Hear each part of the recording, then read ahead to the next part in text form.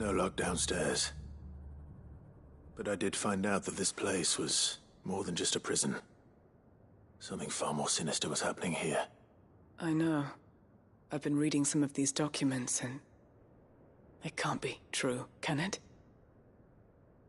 Bearers die every day in service of their masters, but this is so much worse.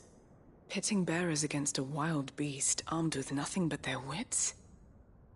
And all in order to bring about more death. And not just those who could fight, but the elderly, children even. And those who wouldn't or couldn't were disposed of. Whatever that means. I'm afraid it means they were fed to the monstrosity they kept here. Then we're too late. And I was a fool to bring you here. Don't say that. Did you find anything else? A key. But it doesn't fit any of the locks on this floor. Perhaps it will fit one of the doors downstairs. There's a corridor I haven't searched yet. Finish up here, then come and find me when you're ready. All right. I'll be there in a moment.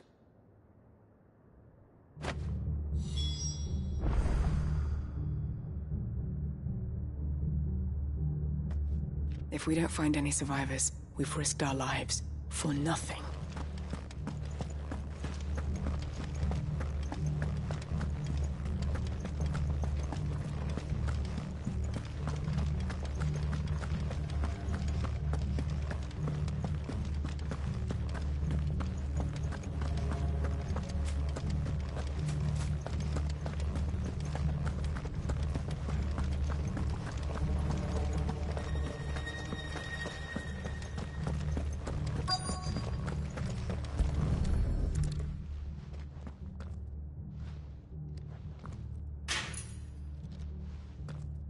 See what we can find down here.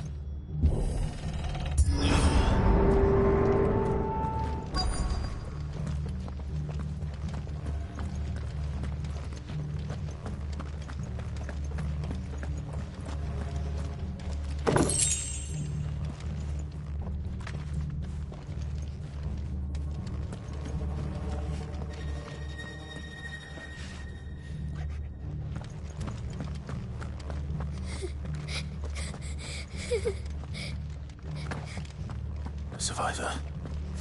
And she sounds close.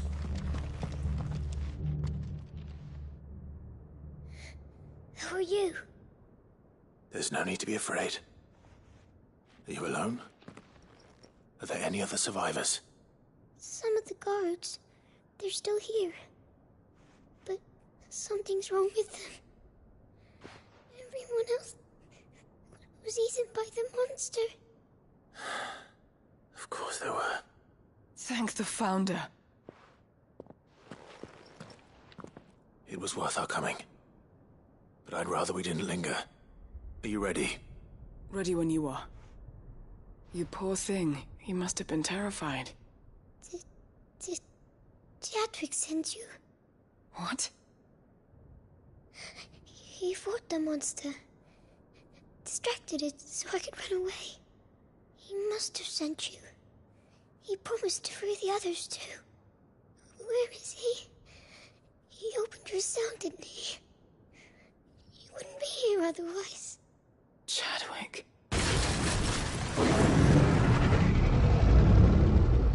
Was that? Monster's back!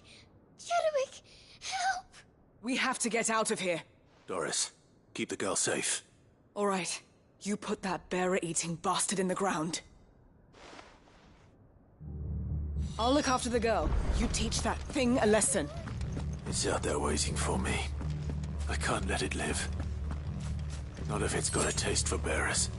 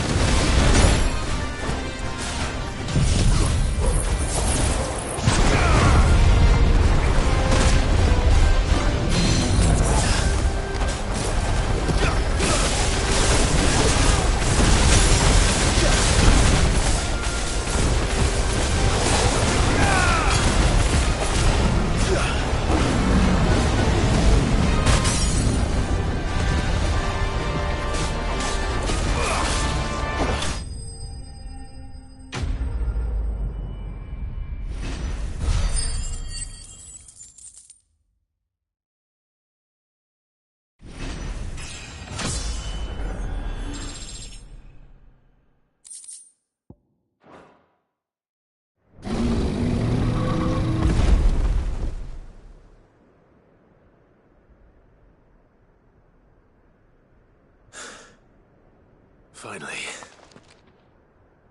Sid, are you hurt? I'm fine. I think.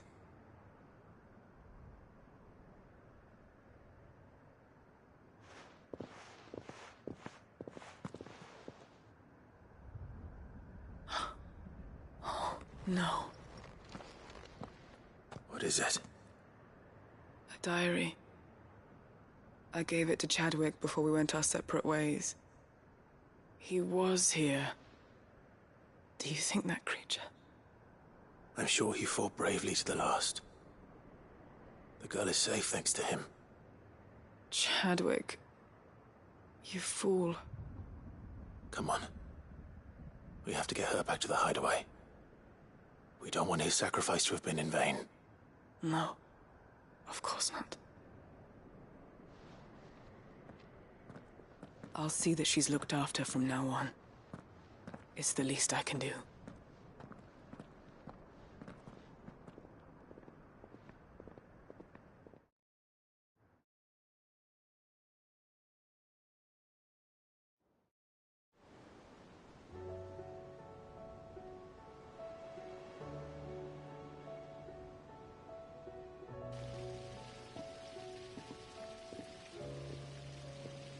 From what I hear, you've barely left the girl's side in days. I hope she's recovering from her ordeal. She is. Slowly but surely. She's far tougher than she looks. I thank the flames we found her. If we hadn't...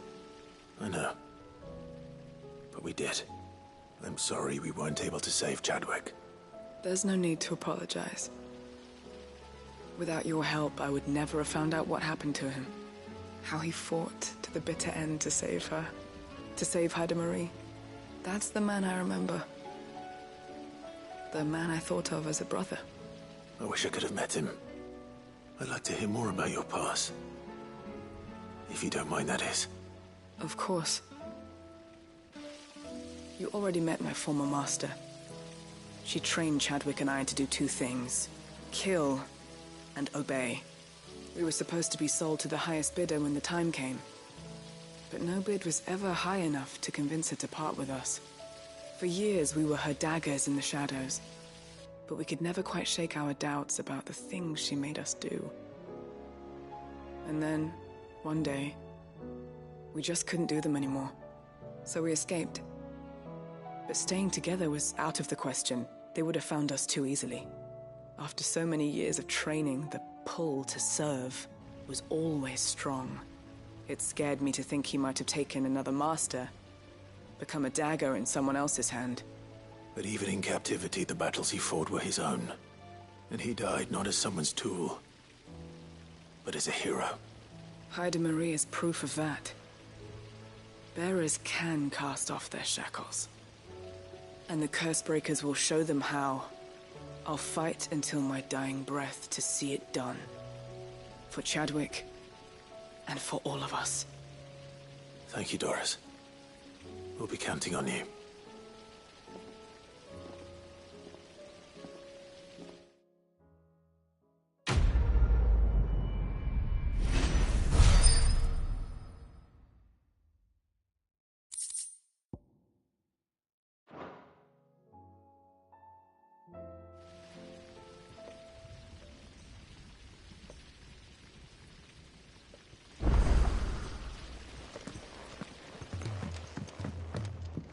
So much food in the hideaway. Sometimes, in my cell, my tummy rumbled so loud that Chadwick would sneak me some gruel from his bowl. I miss him. He would have liked this place.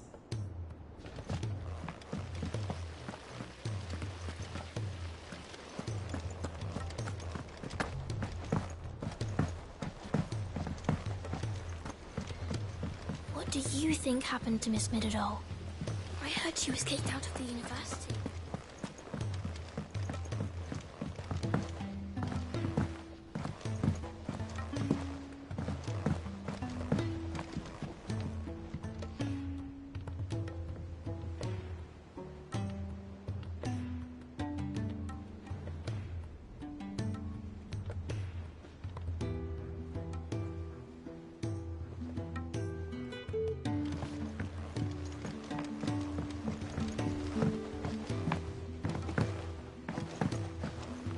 what you will. Lady Karen has seen our shelter.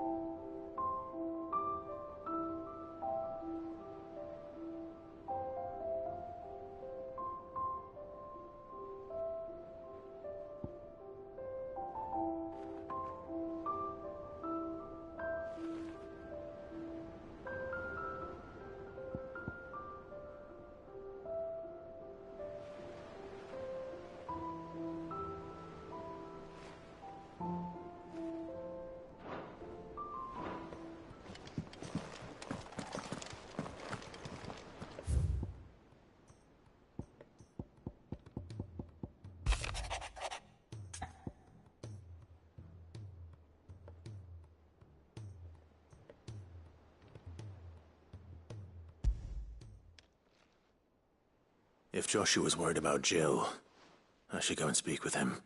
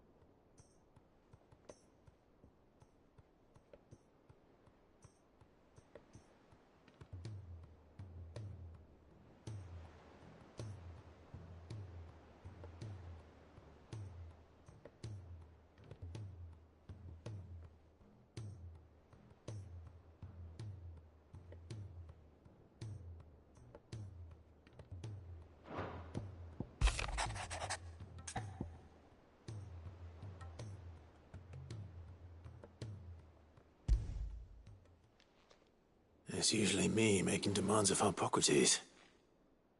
I wonder what this is about.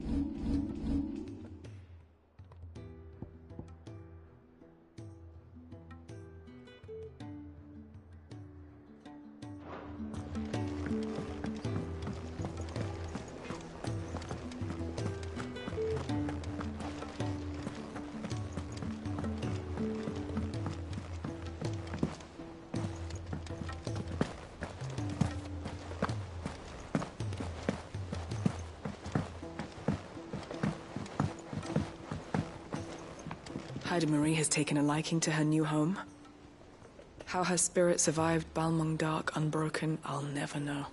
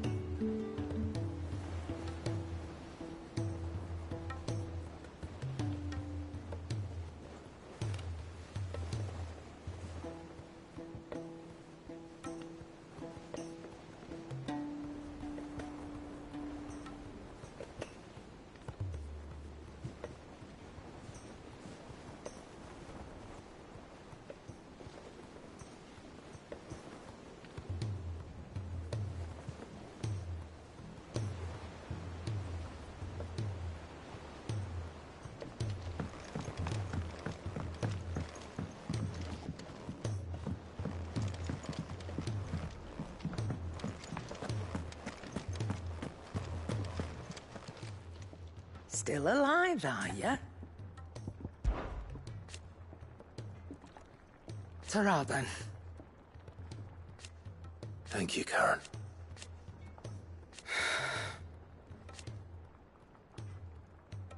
You could do this too. Coin purse weighing you down. You'll not find a better price than that.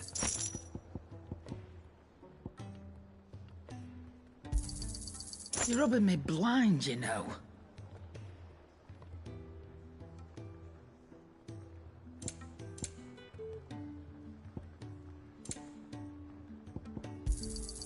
It'd better all be here. Finished, are you?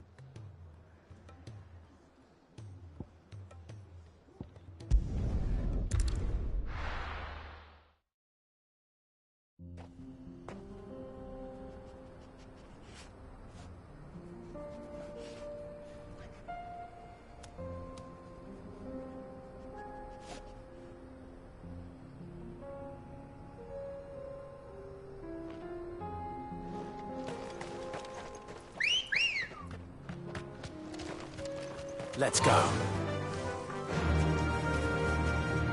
Fly, Ambrosia.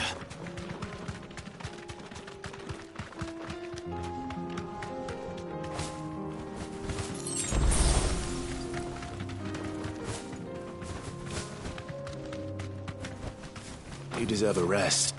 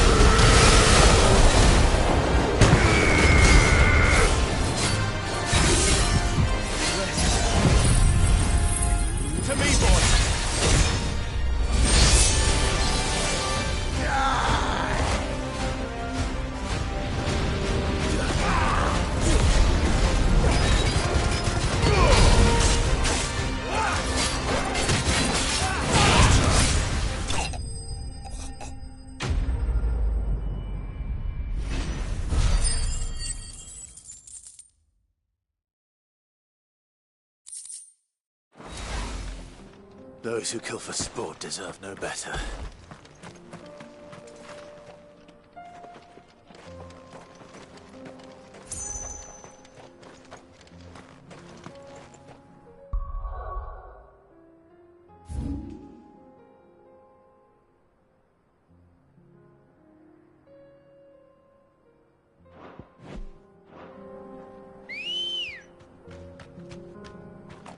Come on. Faster!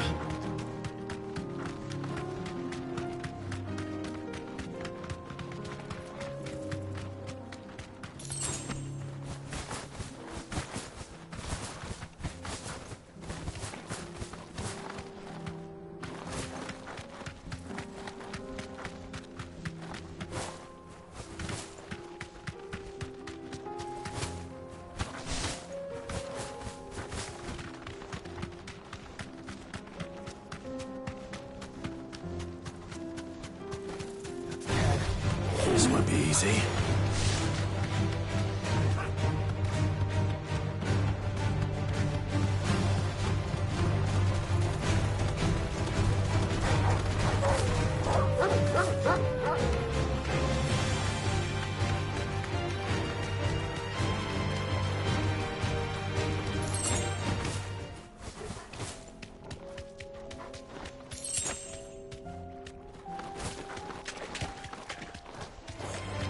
Time to fight.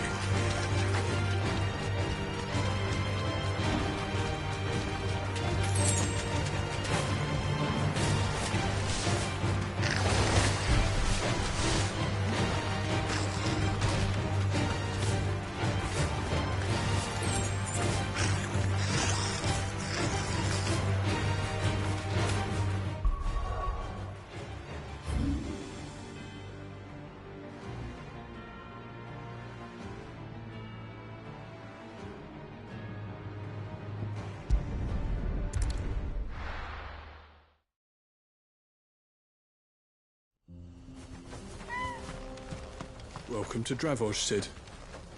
Okay, so what's happening? You're the one who butchered those Akashic fiends, aren't you? Would you like to see my wares? Certainly. Thank you. I've got a new design for a blade.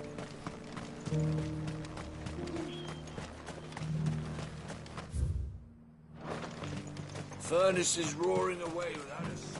It's good to see the men back at work.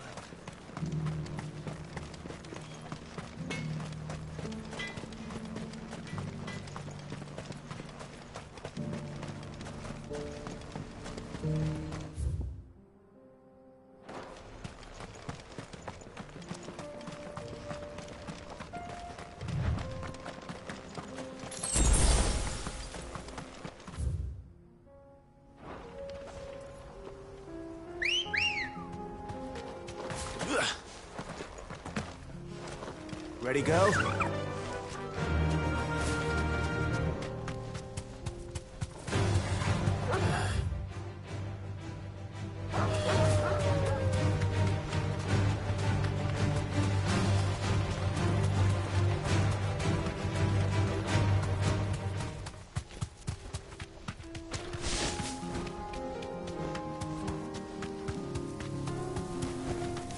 You deserve a rest.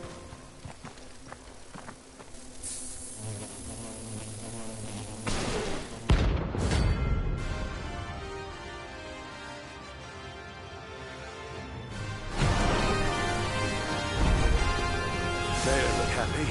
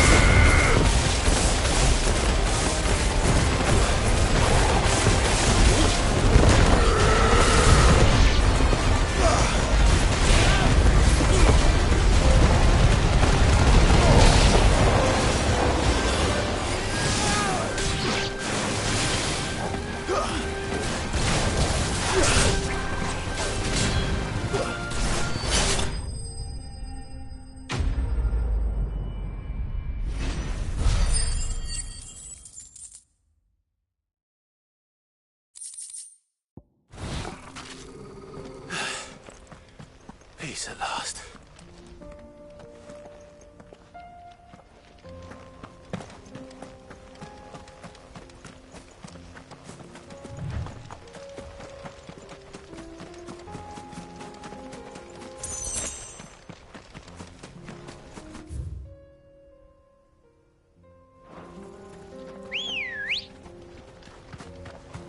Good girl.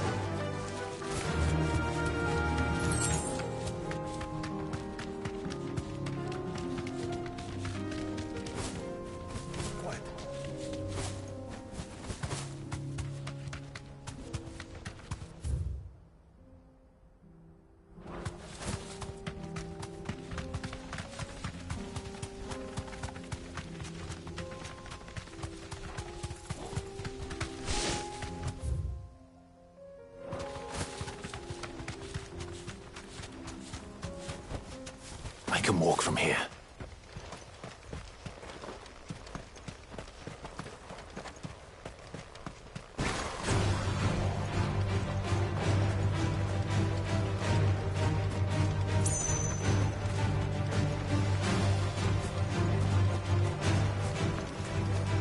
No mistakes.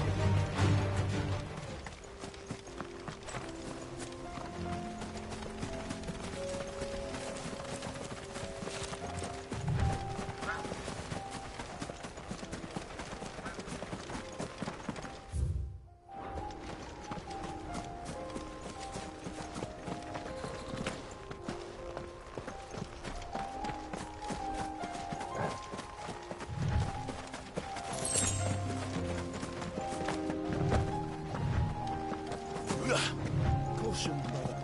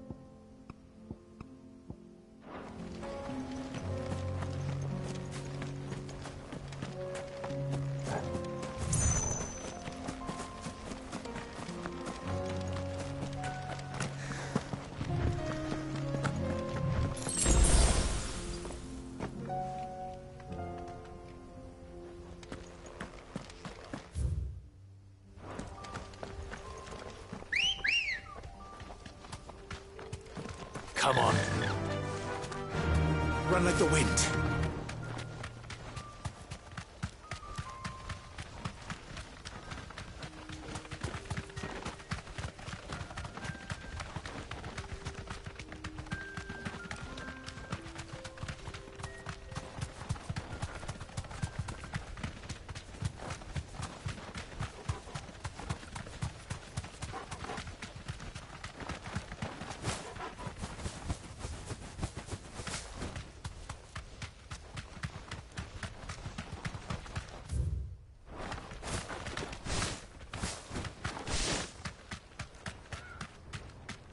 Be safe.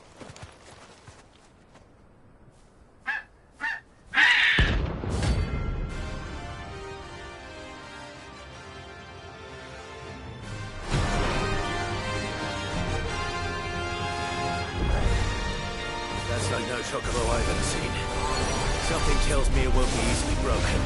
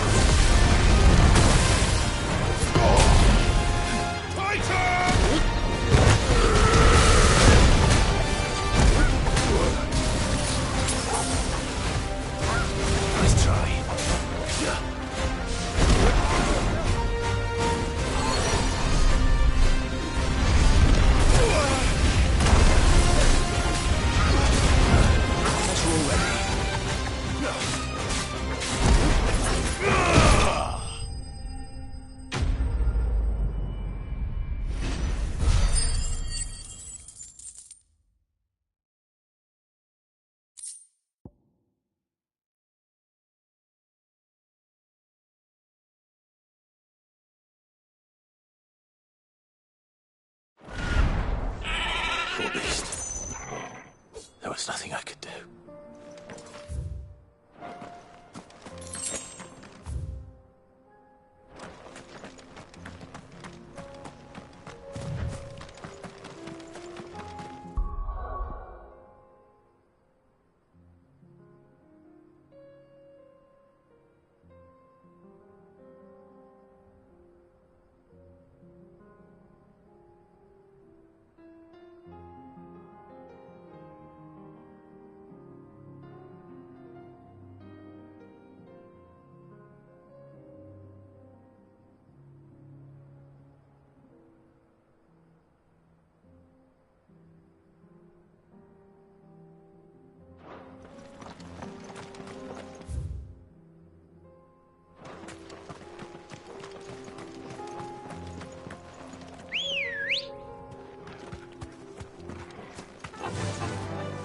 Fly, Ambrosia.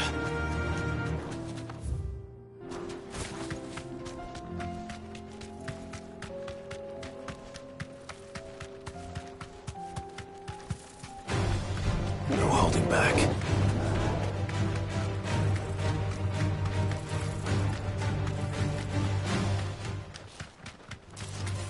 Time to fight.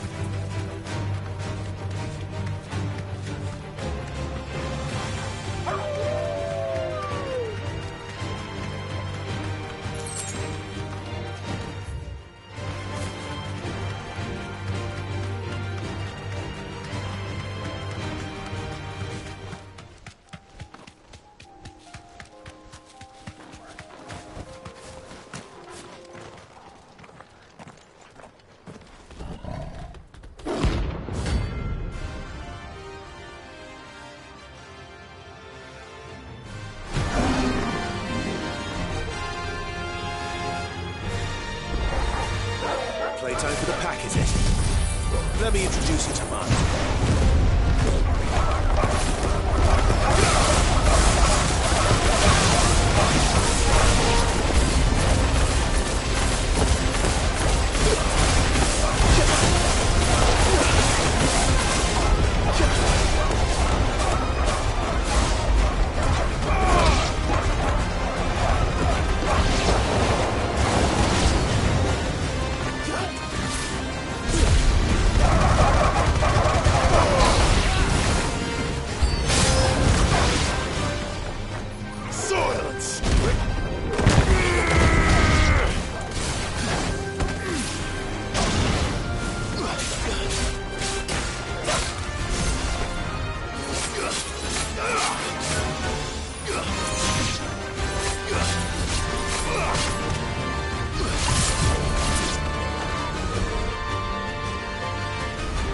And then there was one.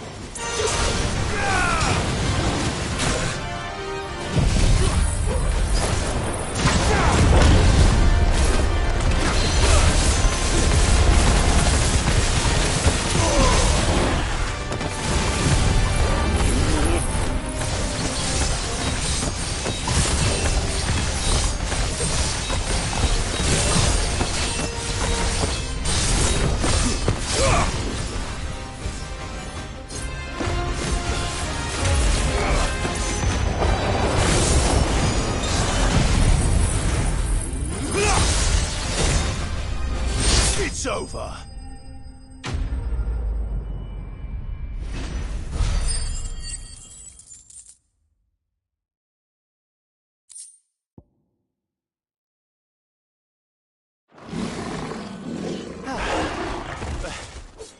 That wasn't too bad, was it, Torgal?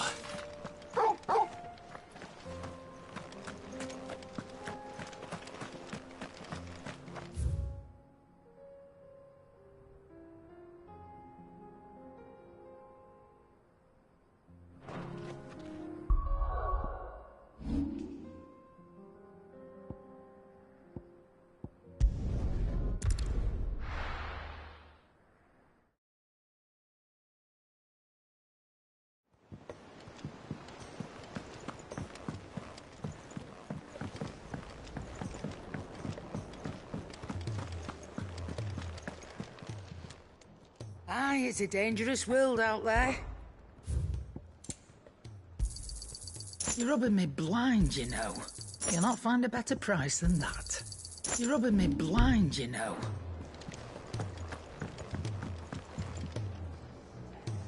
Oh, you alright? Something troubling you? No more than usual. It's just... Etta's baby will be coming soon, and I wanted to make something for it. I'm sure she'd like that. Back in the north, families would always make gifts when a bairn was on the way. Yeah, let the little tykes know they were welcome in their new homes, like. So, what's the problem? Well, the problem is that Etta's due any day now, and I don't know if I'll be ready in time. Is there anything I can do to help? You know, there just might be. All right then. What exactly are we making? A good luck charm. But not just any good luck charm. Not just any. No. One made from the feather of a silver chocobo. There's nowt lucky in all the realm, or so we used to say back home anyway. Thing is, they're hard to come by. Had Otto and Karen check with their suppliers, but nothing. I'd try and track one down myself, only... Only the big day is fast approaching. And that's all you need, a feather. That or the bird whose horse it's attached to, aye. I was gonna start by asking around with traveling traders plying the northern borders. Well, there's no shortage of those passing through Martha's. I think I might make that my first port of call. I'll let you know if I find anything. You're a good friend, Clive. I won't forget this.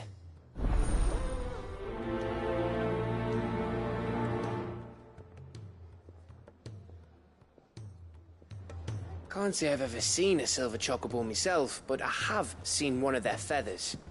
Look just like a normal one, only silver, obviously. Well, grey.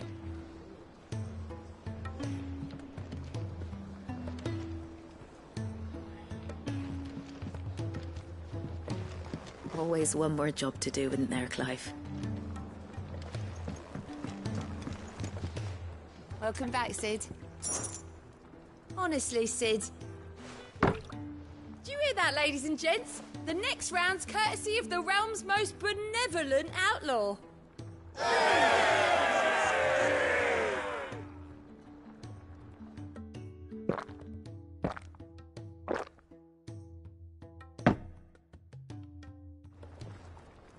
Oh, you're not leaving already, are you?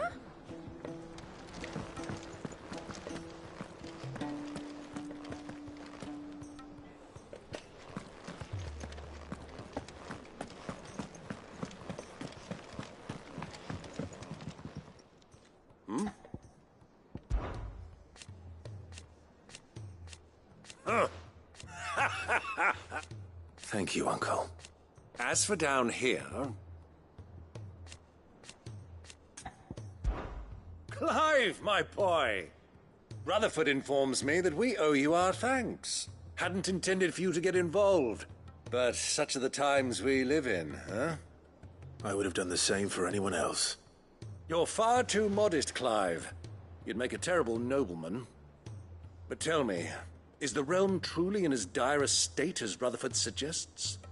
From what little I saw, you were right to be worried. I suppose I should have expected the worst. But I was rather hoping the great and good of the realm might have things a little more under control. Alas, it seems that firm leadership is in short supply these days, and without it, the people are bound to lose their way. we must move quickly. But where do we start? True, the challenges that face us are many. But in my estimation, there are two key areas to be addressed before any other. The realm's armies and her larders. As you've seen firsthand, it's every man and woman for themselves out there. Certain cities have banded together to try and maintain some semblance of order, yes, but such cases are few and far between. And yet, the only remedy for the chaos that faces us is unity. A unity that transcends even the borders laid down by our ancestors. In short, if Storm does not stand together, she will fall apart. But how would one even begin to unite the realm? The armies, my boy. As I told you already, we begin by restoring order among the ranks of those sworn to maintain it. Sadly, I doubt I could convince even the lowliest gaggle of privates to dig a latrine together. But I do know someone the High Commanders have been known to listen to on occasion. Field Marshal Eugen Havel. I thought he was retired. He was, until an Akashic army tore through Randalar and killed most of the rank and file. There is no man alive more capable. Literally. And as luck would have it, I've already spoken with him on the matter. Of course you have. And he's agreed to help. On one condition. That he first speaks with you personally. Havel has always been a man of frustratingly rigid principle, and he has certain qualms about clasping arms with, well, with an outlaw. I extolled your many virtues as best I could, of course, but the old goat was adamant that he be allowed to appraise you in person. You don't mind, do you, my boy?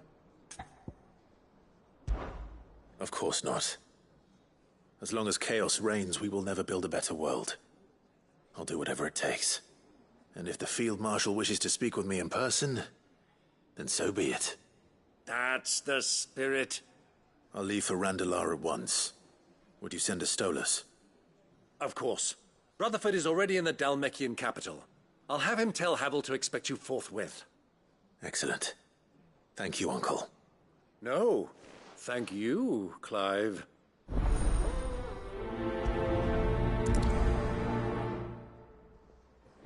Don't worry, my boy. Rutherford is in Randalar this very moment, singing your praises to all and sundry. They'll adore you.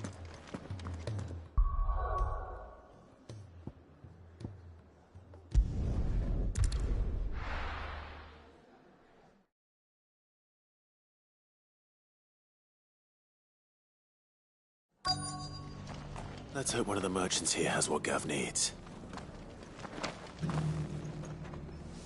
Excuse me. I'm looking for something. Oh, well, then I'm your man. A silver chocobo feather.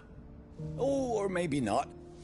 Though you're not the first to mention the bird around here. There was a man stopped by the rest not long ago, claiming he was attacked by a silver chocobo. Near some gutted hovel, not far from Eastpool. Most took him for a braggart and a liar, but who knows? Perhaps there was some truth to his tale. We'll see. Thank you. The feller who claimed he was attacked didn't linger here long. Said he was gonna go back and capture it. Prove us all wrong. Wonderful creatures chocobos are. Wait, spare night. You want a bed for the night? You speak to Martha.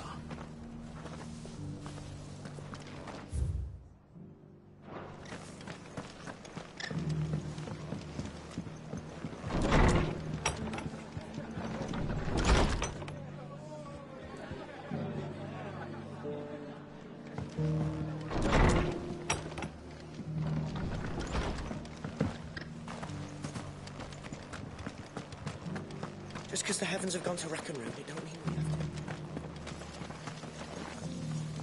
How do, traveller? You've the look of a man who could do with a new whetstone. Or perhaps a bawdy etching of the Vicerine. Maybe another time. I'm looking for a silver chocobo feather. If that's the case, rumours are all you're likely to find. No one has seen a silver chocobo for years. Word is they were all hunted for their feathers. Some northern nonsense about bringing good luck. Didn't bring them much, nor their bows. If any are still out there, I reckon they'll be doing their damnedest not to be discovered. You're probably right. Thank you anyway. The hills around the rest are crawling with wild chocobos. The world seems to be changing so fast lately I can hardly keep up. Doesn't still hurt, does it?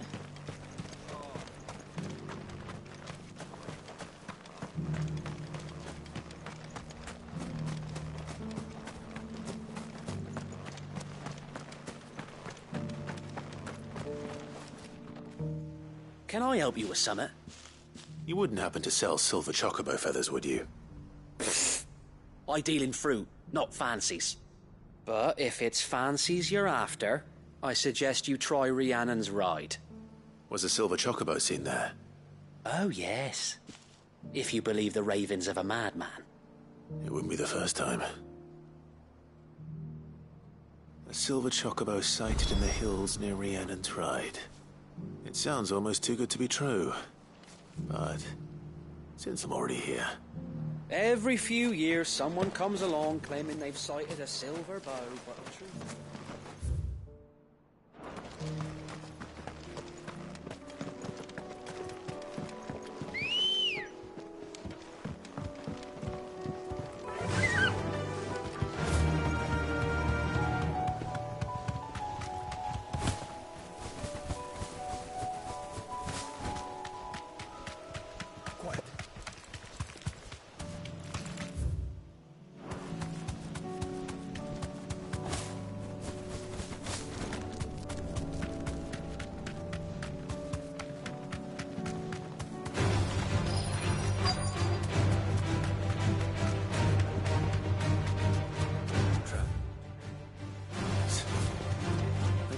Bandits for a change.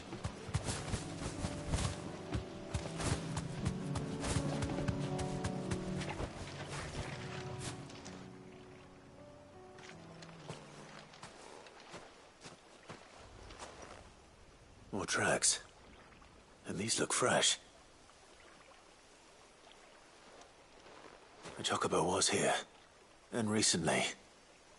Perhaps it still is.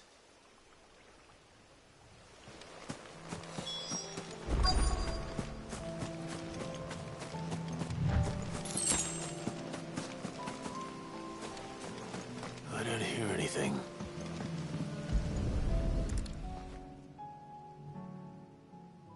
Well, I'll be damned.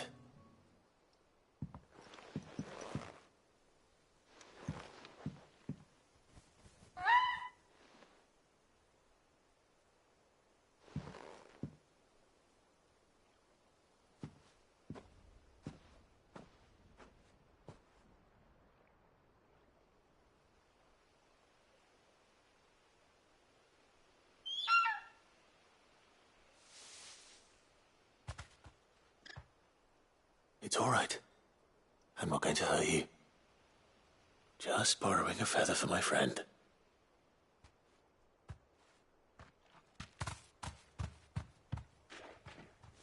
Thank you. Let's get this back to Gav before they change their minds.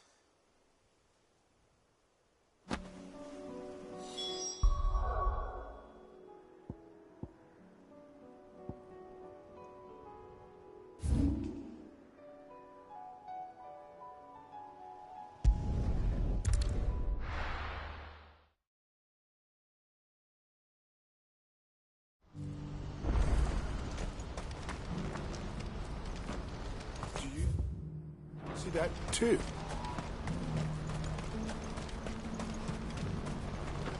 There are many variations of the Semekian legend, but almost all agree that man was punished for presuming to set foot in the sanctum of the gods.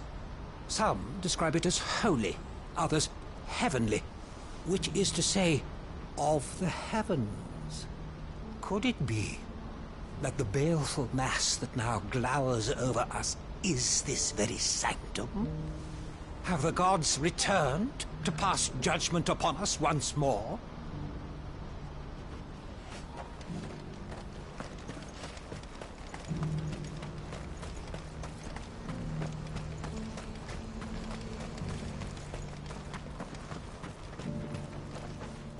What brings you to the caravans today? When we fled our childhood home,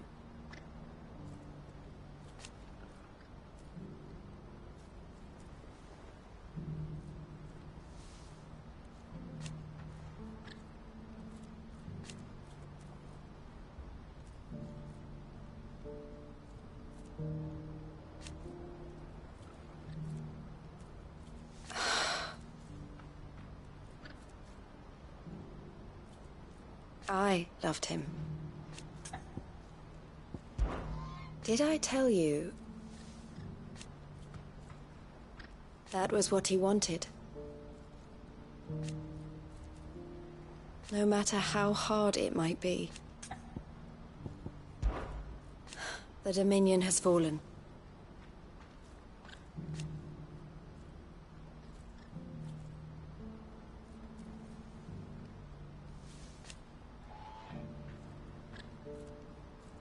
The Crimson Caravans must set an example.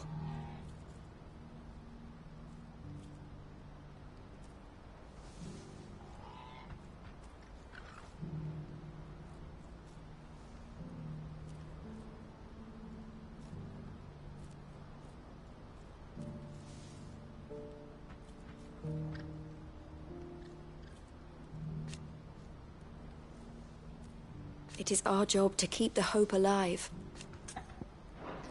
Farewell.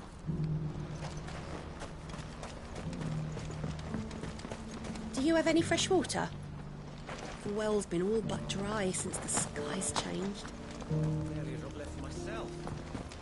It's the end, isn't it? The gods have sent that thing to punish us. Has this wine turned? Or is it my stomach? Tastes better if you don't look up.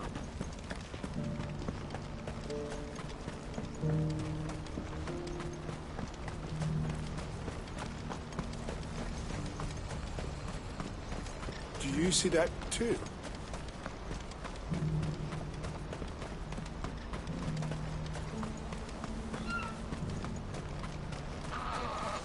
It's not real. It can't be. I'm seeing things.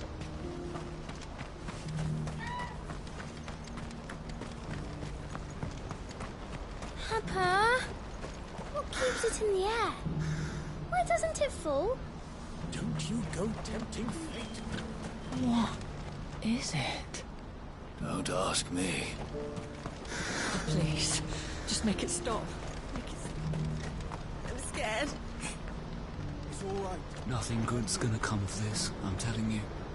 Just looking at it's enough to send a shiver down your spine.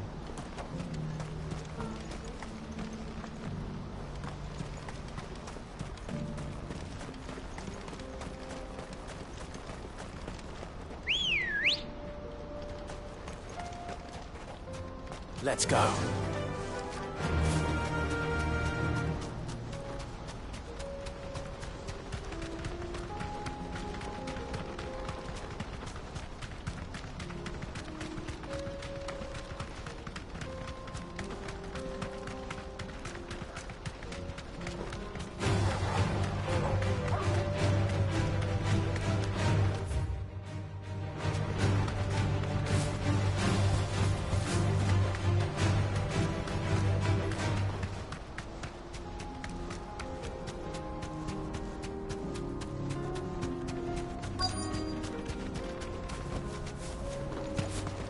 Can't be Rutherford, can it?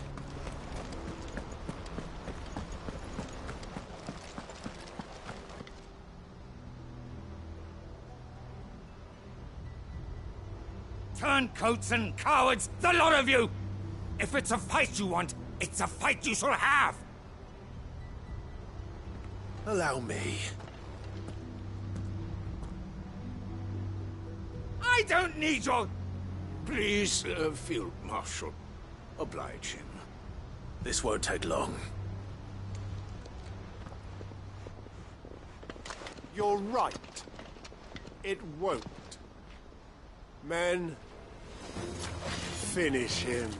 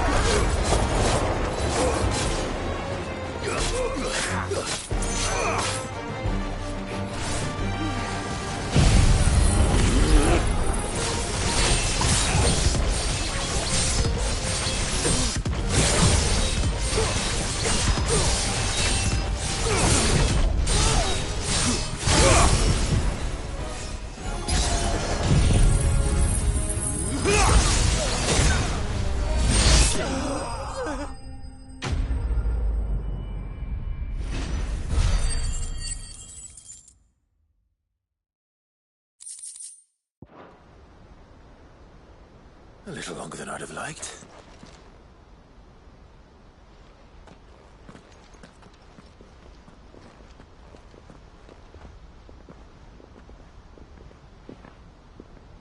Field Marshal Havel, I presume.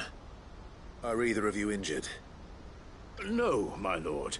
You arrived just as our escort turned on us. Fucking traitors. I'd heard reports of soldiers in the outlying regions abandoning the oaths they swore. But I hadn't thought the corruption had reached so close to the heart of the Republic. It's a fucking disgrace. Your interfering old bastard of an uncle tried to warn me, of course. My lord Marquis. Or is Sid the Outlaw more to your liking? Call me what you want. It doesn't change who I am, or the urgency of the message I bring. My uncle has a plan to right the realm, and he needs your help to see it through. Before I agree to anything, I'd have you answer one question. What do you stand to gain from all this? I won't deny that I might benefit from further chaos. But I seek a new beginning for all of us. And while the choices I've made may not always have been the right ones, I know I made them for the right reasons. For so long, so many of us have been told how we could live, how we could die, when it should have been our decision all along. Now we have a chance to put things right. But in order to take it, we must stand together. Even if it be beside those with whom we don't see eye to eye.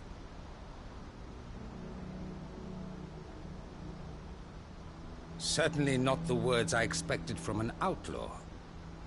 But perhaps your uncle was right. You are no ordinary outlaw. I'll never hear the end of this. All right. I'll start by ordering my most trusted guard to bring the Dhalmekian fringes under control. Next, I'll make contact with my counterparts in the Imperial Army and see if I can't convince them to try and restore order in their own territory. Thank you, Field Marshal. But they are not the only ones we will need to convince. What do you mean? I don't doubt that I can bully some sense into a few generals. But those they answer to require a different kind of persuasion.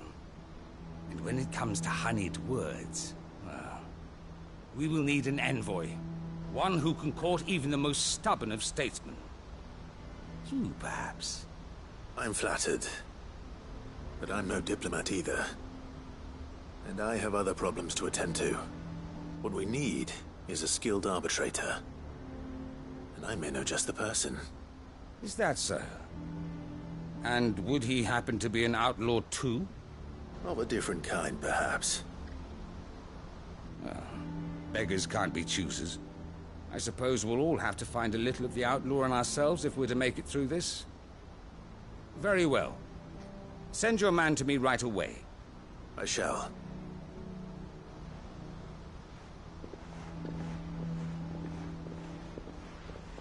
My Lord Marquis. Your Lord Uncle bade me escort the Field Marshal to his manor in Port Isolde. And I will see that my associate joins you there. Very good, my lord.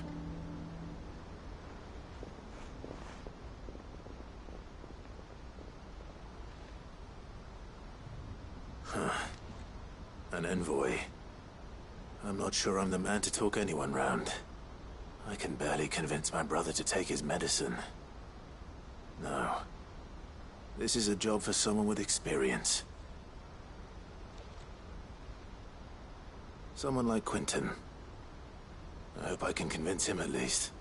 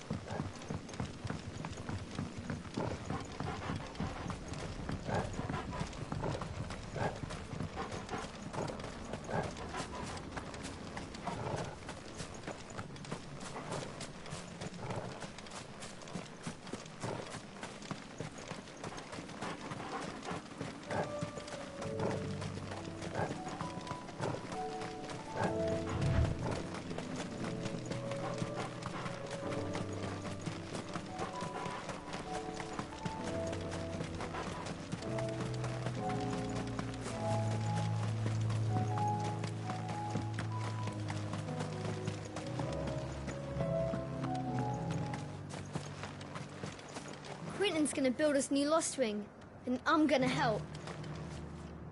Quentin, I have a proposal for you. Do you now? Something tells me you'll be asking more of me than a cask of Gotand gold. Go on then. Propose.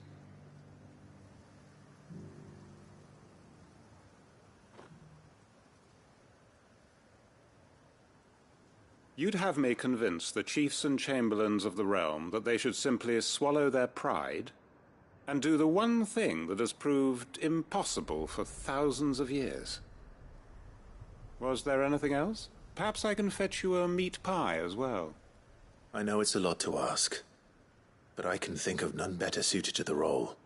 And you'd have me give up what little I have left to do it. I told you, Clive. The people of Lostwing are my family, and I cannot abandon them. You'll have to find someone else. I'm sorry to hear that. So am I. And why might that be? What he's asking. How's it any different to what you've done so far? They want you to speak for those who can't speak for themselves. That's what you do best. If it's the vineyard you're worried about, we'll see that the grapes are picked and the tons filled. You know we will. It's not that. Then what is it? You said yourself we're family. Don't you trust us? You know that's not what I'm... Then what are you saying? That only we are worth saving? Why turn your back on everyone else? You convinced us we could build new lives for ourselves, and if you can do that, who's to say you couldn't convince the entire realm? A stirring argument.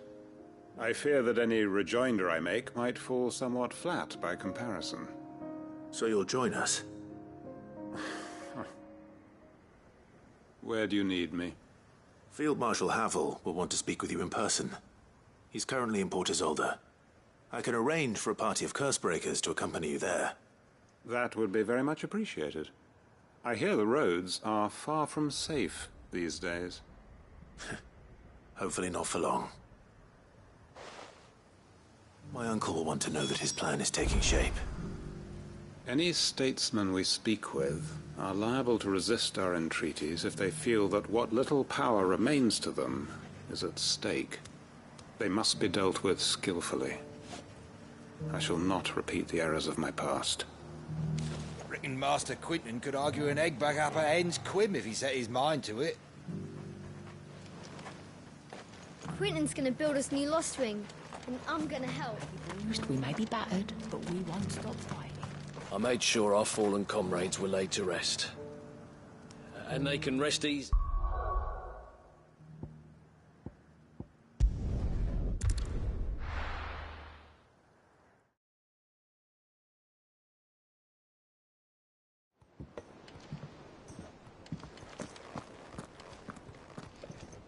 Uncle, I bring good news. The Field Marshal has agreed to your plan. Ha! Of course he has. I didn't doubt you for a moment, dear boy. Rutherford is accompanying him back to your manor in Port Isolde as we speak. They will await your return there. As will one other. One other? Who, exactly? Lord Havel was concerned that even if he could get the realm's armies to agree to an accord, he might not be as successful in convincing those with political power. He asked if I might have a solution, and I suggested a certain Imperial Lord Magistrate turned Liberator. One of your co-conspirators? Master Quinton would probably call me one of his, but yes. Another outlaw, then.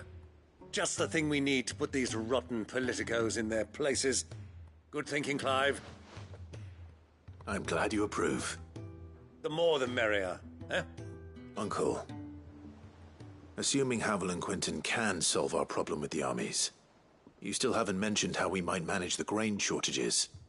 Oh, don't you worry, my boy. The 7 high houses will be seeing to that. They have all agreed to make the most generous of donations. Oh, of course, it did take a little persuasion, but luckily I had some unexpected help.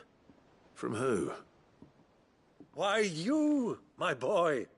Rumor has it that you rescued the Lady Ariane's head steward Rockford from a horde of bloodthirsty bandits. It was more of a handful. Well, the old battle-axe was so pleased. She had a shipload of talents delivered to my private docks by the next new moon.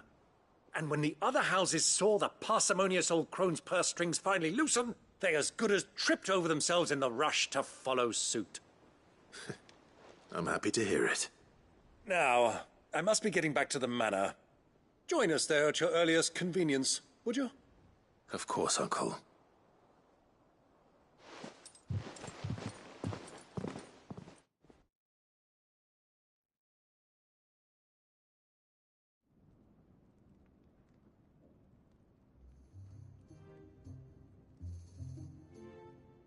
And how, pray tell, will we get that grain to the capital if the roads are still overrun with Akashic?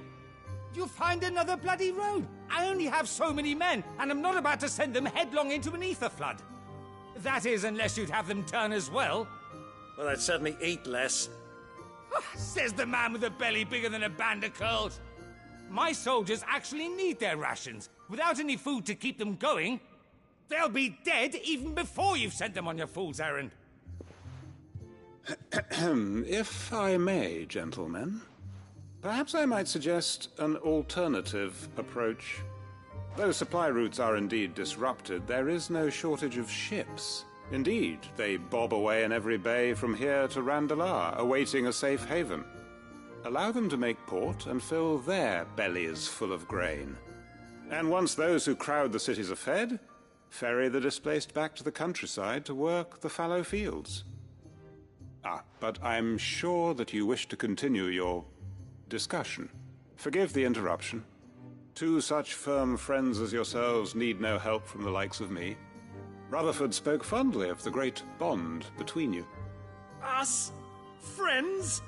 I can't stand the man! Clive, I'm beginning to question the quality of the company you keep. And what kind of company were you expecting him to keep? The man's a criminal! Criminal? How dare you? You are not fit to breathe the same air as this fine, upstanding young gentleman. Upstanding? He calls himself Sid the Bloody Outlaw! Once more onto the breach.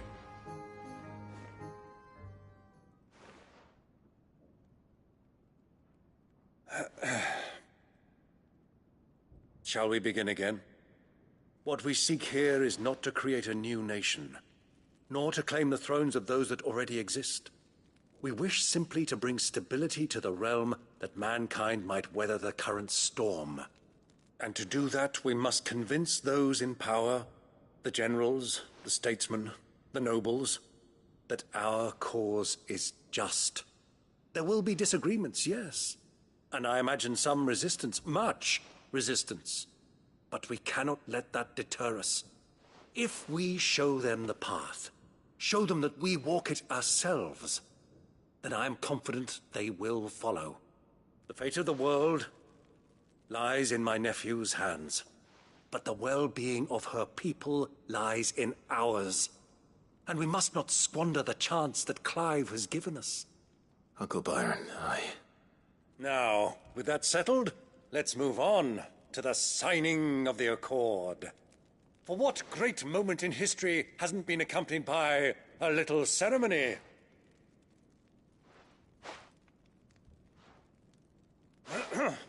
Citizens of Valisthea, I present to you the Triunity. Rutherford, Mike Will.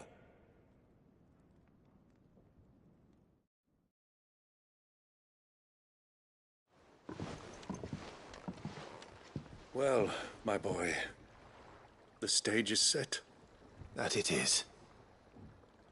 This is the role you were born for. Now I ask only that you trust in the talents of your supporting cast. We shall play our parts to the best of our abilities, that you might have the opportunity to shine. The realm needs its Sir Crandall. And there is no better Crandall than you, Clive. I want you to keep this signed accord as proof of our faith in you. I will. Thank you, Uncle.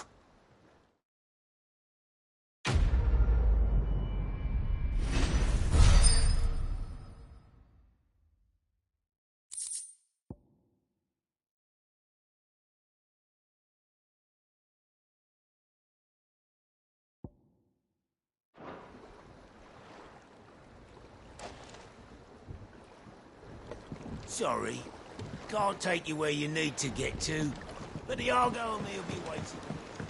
What do you think that thing is? And how the hell is it?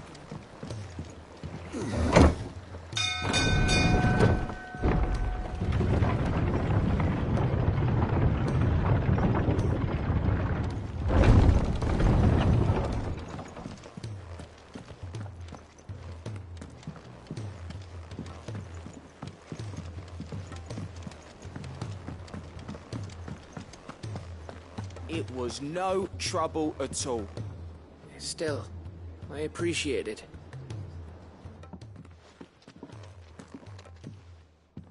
Clive, you're back. How'd you get on? Any luck? Any luck, you say?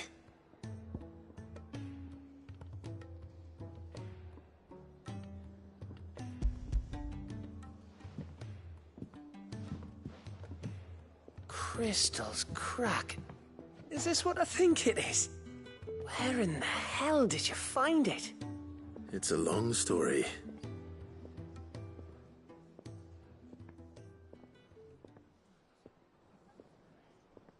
Right there on the road to Eastpool. Who'd have thought it? Everything up there's been abandoned for years. The empty cabin made for the perfect shelter. Though I fear my presence may have forced the poor creatures to look elsewhere. Don't blame yourself, Clive.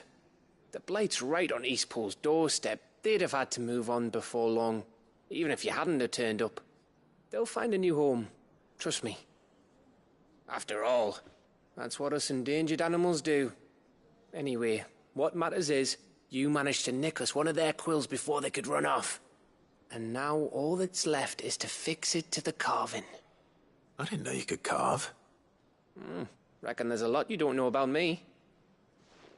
Like the fact I'm as good with a whittling knife as I am with a sword. And that bone Ember gave me's a dream to work with. What did you say it was from again? An Avis? But it weren't your Avis, Sid. I slew one of my own at last. So all those long nights in the pit finally bore fruit. I'm proud of you, Ember. Don't speak too soon. I ain't done my trial yet. There we go.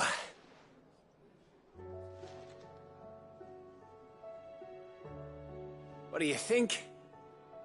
I think if you ever hang up your scouting cap, you'll be able to make an honest living. Oh, will I? I should go and see if Ed is awake. Give it my best. You can give it to yourself. Come on.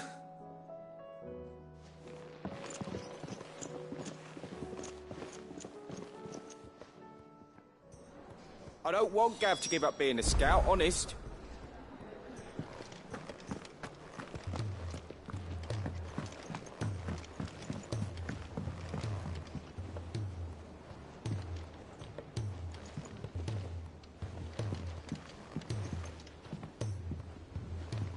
Joshua, I read your message. You're right. Jill is different. I don't think I'd realized how different, but since we returned from Drake's spine, I've felt it more and more. I suppose it's not hard to imagine why. She doesn't think she belongs anymore. And that's why we need to remind her she is still one of us. To let her know that we still need her. Now more than ever. That you still need her. But how to do that? When last we were truly close, we were but children. Of course. Do you remember the time we accompanied Father on his annual tour of the Duchy? And Jill and I broke from the procession to ride up Man's Hill. To see the snow daisies, I remember. It was the first time Father had allowed us to join him. And when he realized you were missing, he had the entire retinue down to the pot boys combing the countryside. In the rain. A thunderstorm forced us to take refuge in a grove of oaks before we'd even made it halfway there. It was the Lord Commander who finally found us, and needless to say, he was none too pleased. Then it seems you and Jill have unfinished business. What do you say? Man's Hill. It's not that far. Oh, true. Though I suspect it is also much changed. Little in southern Rosaria remains as it was when we were children. You're saying I should go and scout the area for bandits? I'm saying we should first go and see if there are actually still any snow daisies left. What would you do without me, Clive? I can't say my travels ever took me back to Man's Hill. I'm curious to see.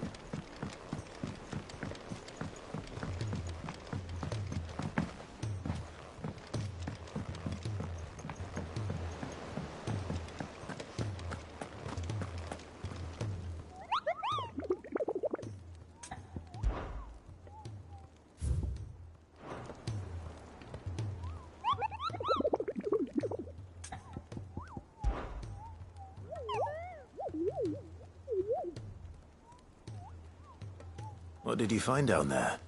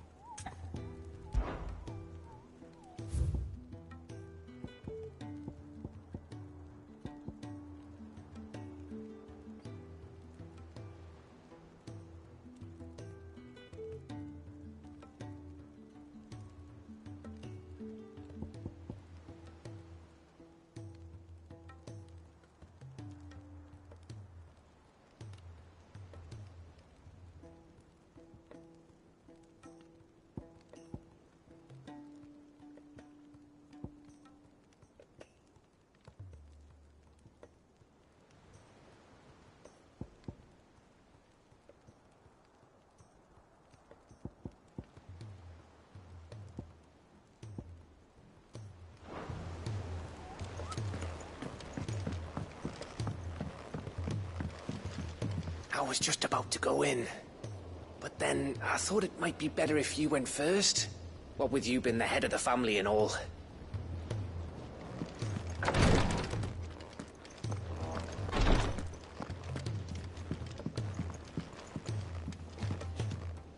Greetings, Lord Marquis.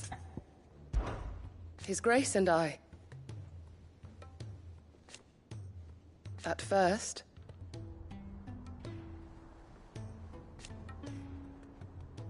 it was my duty to him.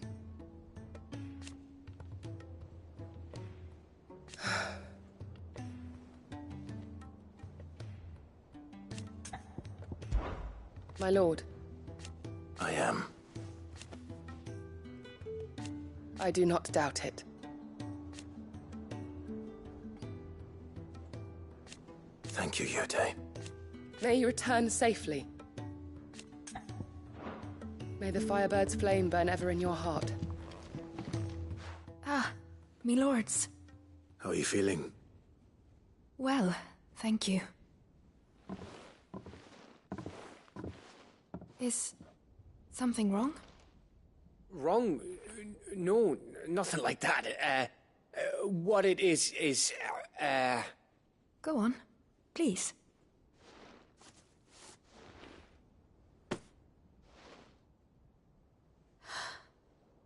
It's beautiful. Did you make it?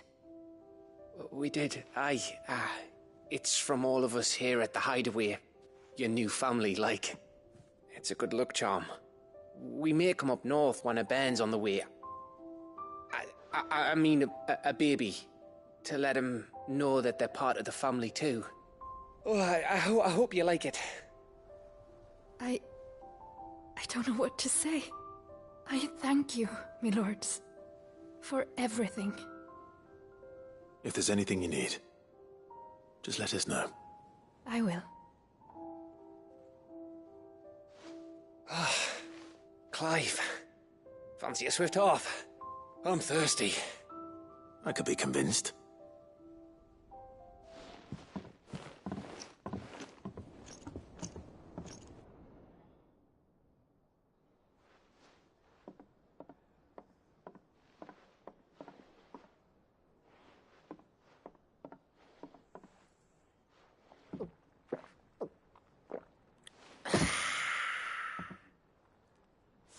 Don't you think you've had enough?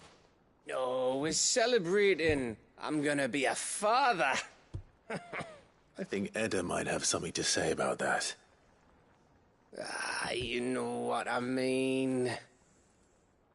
Bit of light in these dark times.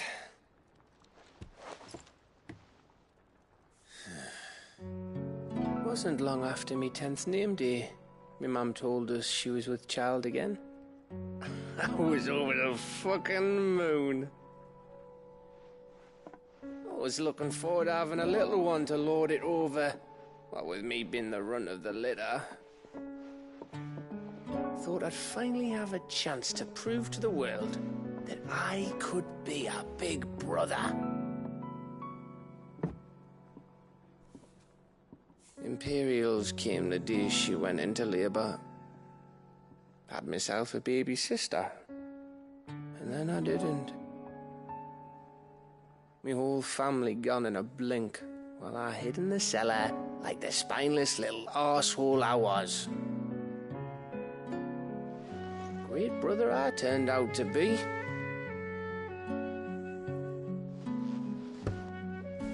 I'll never be a leader. And I'll never be a hero. I'm just a daft little dog who comes running when his master calls.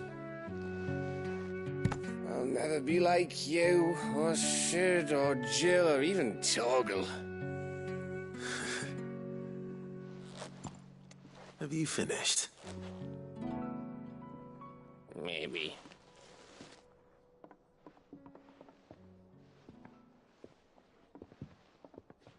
Do you know why you're our best scout? Because you don't need anyone to hold your hand.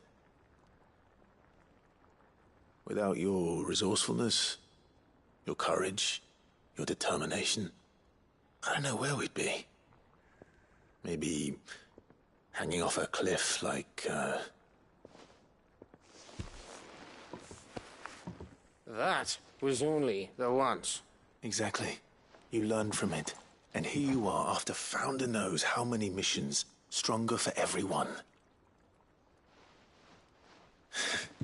And let's not forget Rosalith. Who was it who freed me from the dungeon? Who was it who ran to Jill's rescue? That would be me. Because you're our brother, Gav. My brother.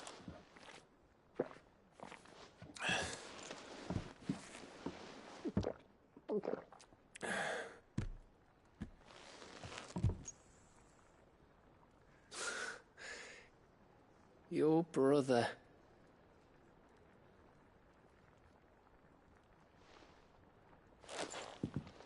Which means that when the time comes, I get your room. And your sword.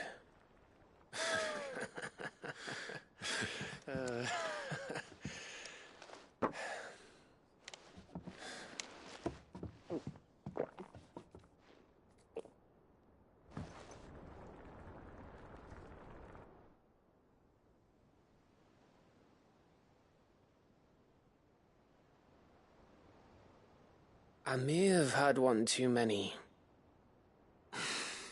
You may have had 10 too many. I said I was thirsty.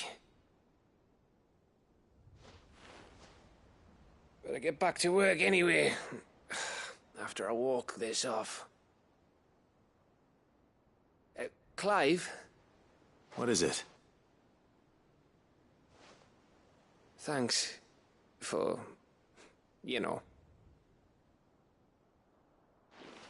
I know.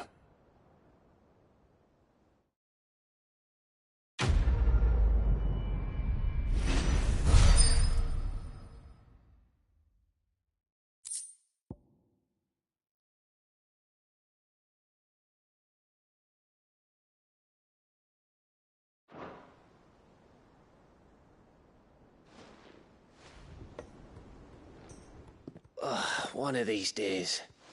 One of these days, I swear it's gonna be me who drinks you under the table.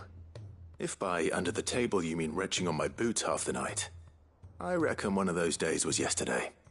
Ha ha, you think you're so funny. But just wait till we crack open the bottle I left in your chambers. That stuff's strong enough to burn the horns off a behemoth. Sounds like I'll be needing some new boots.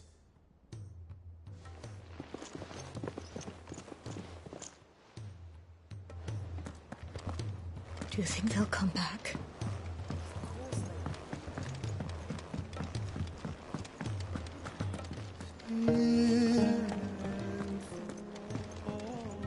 How's it going?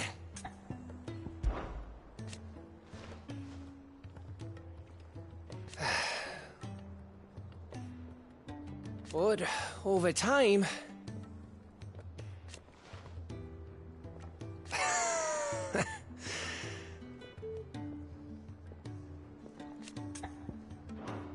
Go and give that fucker one for me. While I admit I had my doubts at first, your man Quinton seems a reasonable sort. That and every moment he's talking instead of Havel, the better chance we'll have of setting things straight. You can trust in us, Clive, just as we trust in you.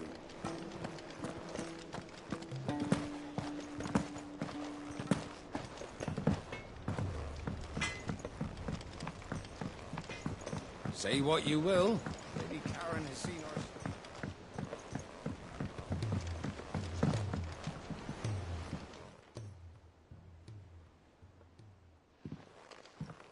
Pining for something, boy.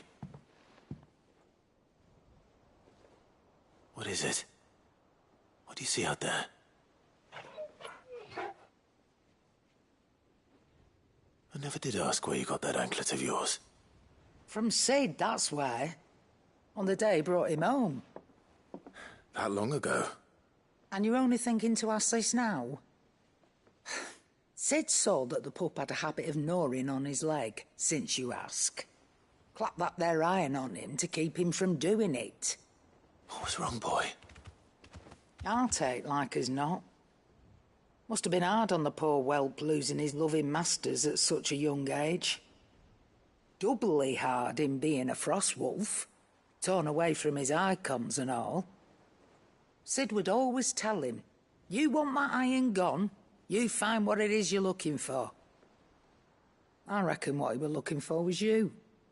I'm sorry, Torgal. Sorry for making you wait so long. Let's get that thing off you.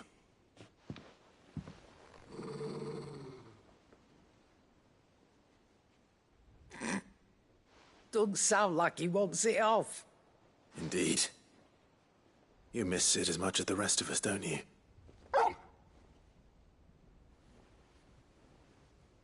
You want me to go with you somewhere?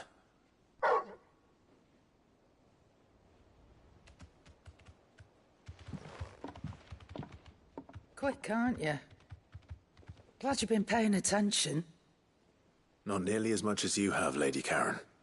Aye, good thing and all. It's not like Gav would have kept him in nuts and rubbed his belly these past 10 summers. Your kindness is appreciated. You've been a good friend to him. Only because he doesn't talk back like the rest of you. Go on now.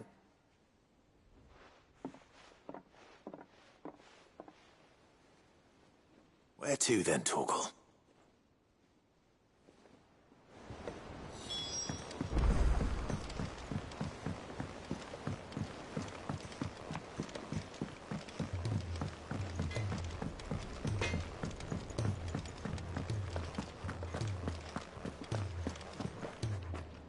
All right, Torgal. Where are you taking me? I'm going to need a little bit more than that, boy.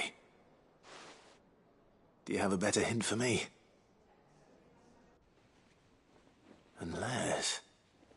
you've already given me one. Back on the rear deck, you were looking west, toward Rosaria.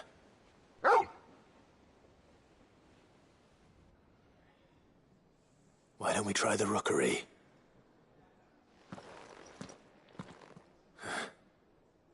I haven't been to the island in almost 20 years. To Port Isolde, then. Fingers crossed the old mooring is still there.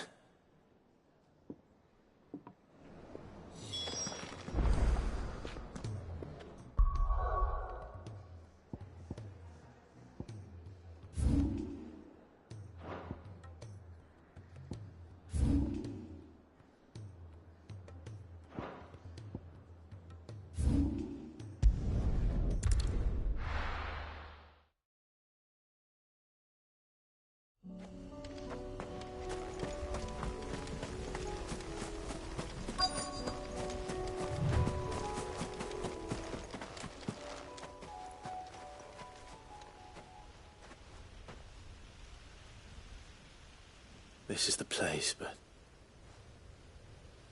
I'm sorry, Clive.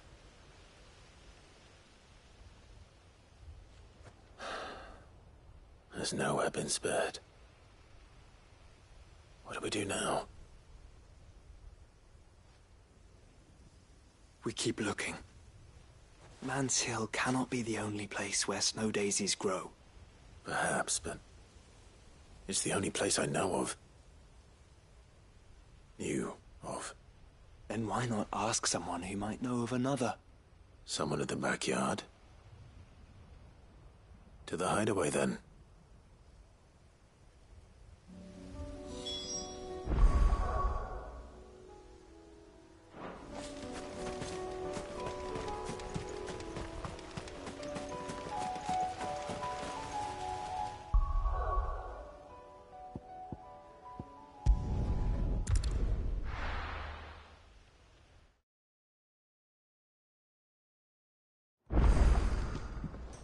Let's hope one of the gardeners knows where to find snow daisies.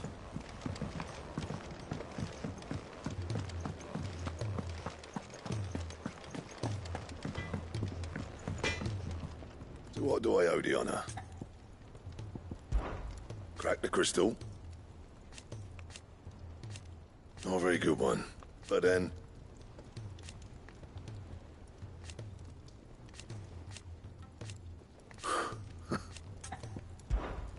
What do you want?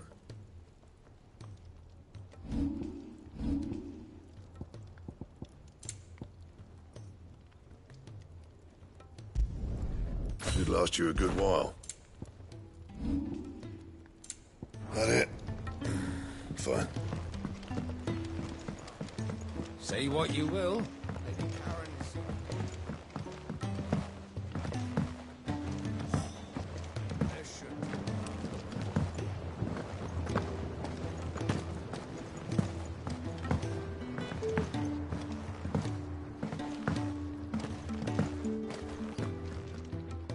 Oh. What brings you down from the heavens, Sid? I need your advice. Joshua and I are looking for a place where snow daisies grow. Preferably in abundance. Snow daisies. Then you'll want somewhere not too hot and not too cold. And where the winds are strong enough to carry the seeds. I reckon Man's Hill would be a good place to start. There in the Royal Meadows, perhaps? Both have similar climbs and the right elevation. If the Blight hasn't claimed them yet. Right. Thank you. Did you learn where we might find our flowers? The gardener here mentioned the Royal Meadows in Sambrak. Ah, the fields beyond Northreach. Well, if that's the case, then Yote was right. I recalled that she kept a record of our travels, you see. So I asked her if she'd perhaps noted anywhere that snow daisies grew, and she mentioned Oilefeist Bay. Whose shores border the meadows. Off we go then. The winds that blow across the Royal Meadows from Oilefeist Bay are strong indeed. Not strong enough for snow daisies, it seems. Snow daisies may be beautiful, but they are really quite deadly. I wouldn't recommend eating one.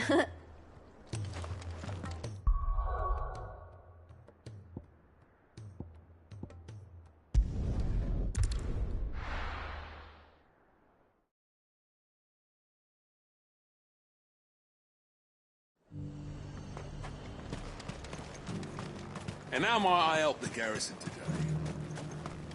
The garrison did away with posting guards here at the wall. Now any man, woman or branded can pass freely. Seems the Duke's had a change of heart. I doubt he had a heart to begin with. We were worried the peace might be short-lived, but Philippe's promised the watch will keep us safe. We've got more pips than the Vale's got paps, and they're all just as I sweet. hear the Duke's agreed to let us keep our land. For now, at least. What? Didn't expect to see me here at the gates? I told you, I'm finished with the garrison. The Duke may be a changed man, but my loyalties lie with the Dame. My father would still insist on asserting his authority over the garrison, when what we need are more men like Philippe in charge. Unfortunately, the captain is content with his position in the city watch. Has the man no aspirations at all? You take that bread to the garrison.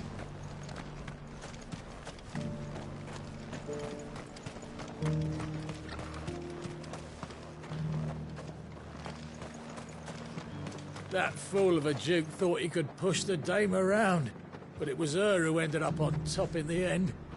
As she always does. Oh, yeah, that's how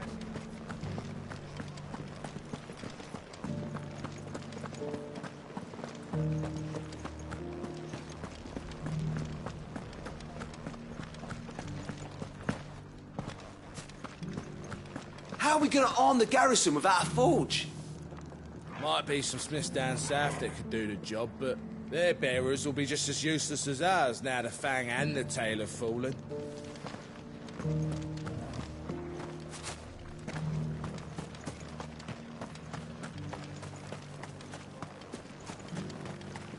Those things didn't fight like men. If we're to be ready for them next time, we'll need a different approach. Agreed. I'll start preparing a new training regimen. The Duke has pledged to work with the people of Northreach to rebuild the Empire. Better late than never. I told the dame I would take the largest residence in Northreach, yet she outright refused my coin. Some nonsense about having enough space for everyone. Ugh.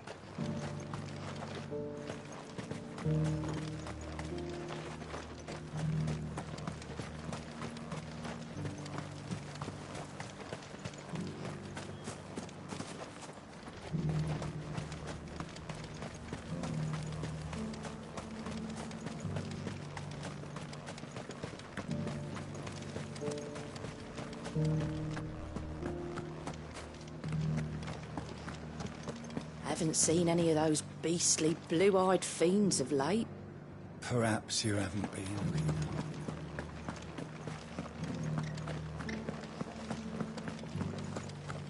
Do be careful.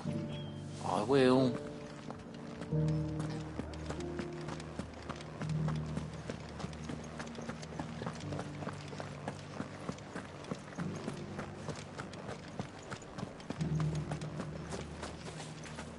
And a hero he did rise. My Lord Marquis, forgive me for not introducing myself sooner. I am of the Undying, tasked by the Burning Quill with researching and documenting any peculiar phenomena in the region. You have perhaps seen the anomaly of the wave several leagues offshore? We have reason to believe it may be the result of forbidden magics. Yet every effort to prove so has ended in death or disappearance.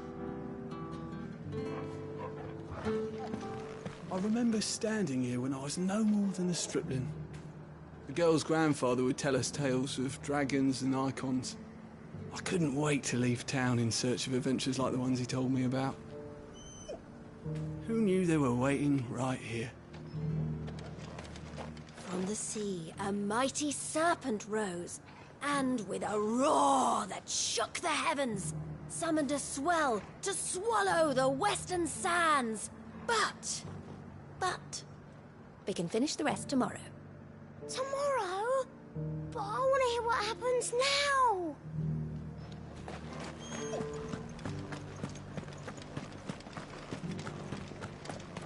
Looks like you've got a thirst.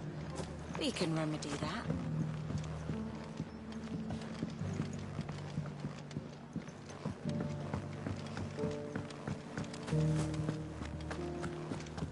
But enough talk. How about we retire to the Vale? I'd like that. I don't think I ever got the chance to properly thank you for your service. My chamber is just upstairs. You can bring your friend if that's your fancy. I didn't even knew you were gone.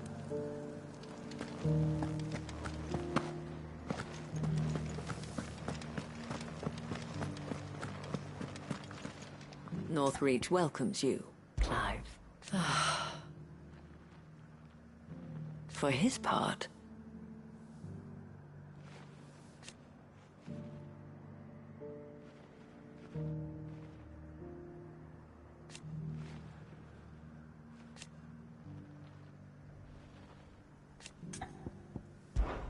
well,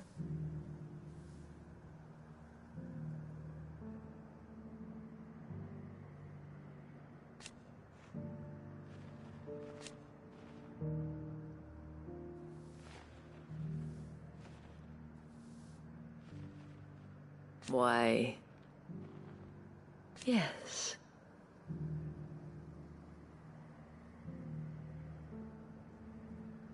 And who knows? The last few years,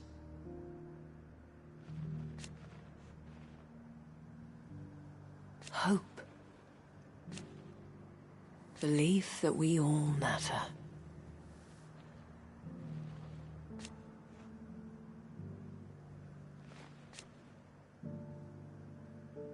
And should the skies grow even darker, should you need anything,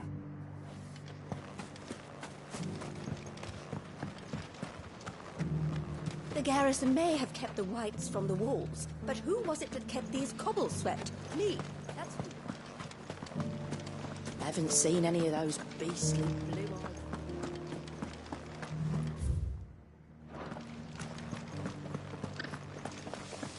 Do be careful. I will. We won the battle, yeah, but those things will come back. And when they do, we'll be ready.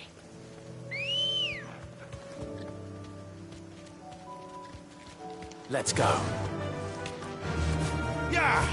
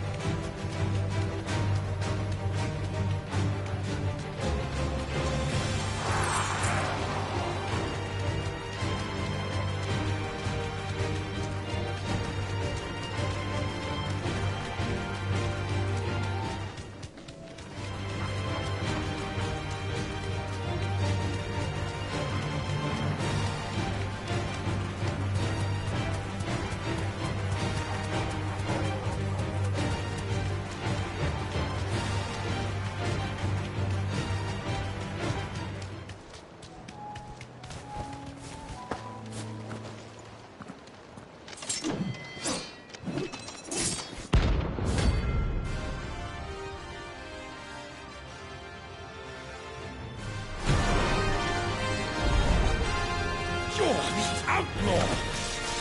The one who drove his highness to madness! On your knees! What? He hasn't heard.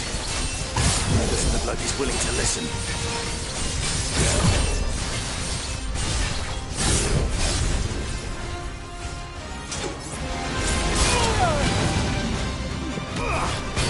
It's all your fault!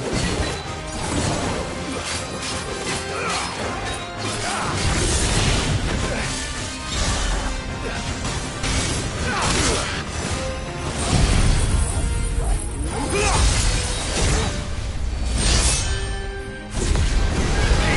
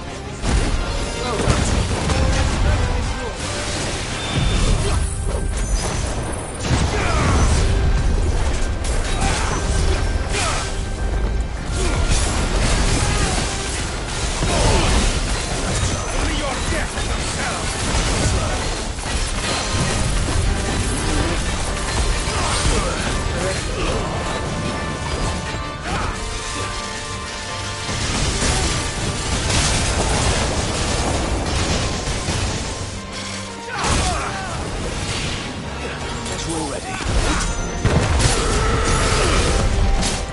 Now my face!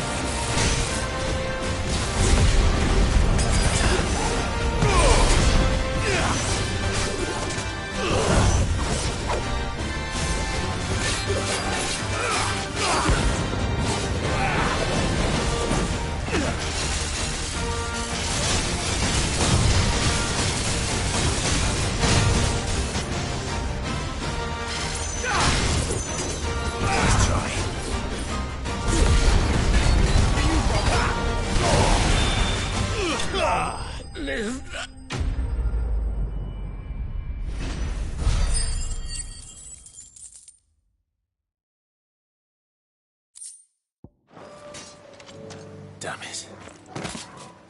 Dion would have been glad to have you back at his side.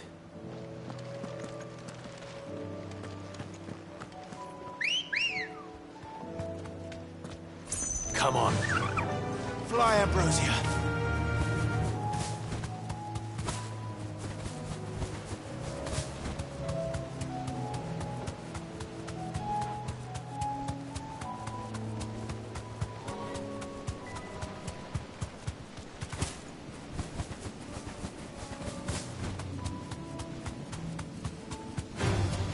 No mistakes.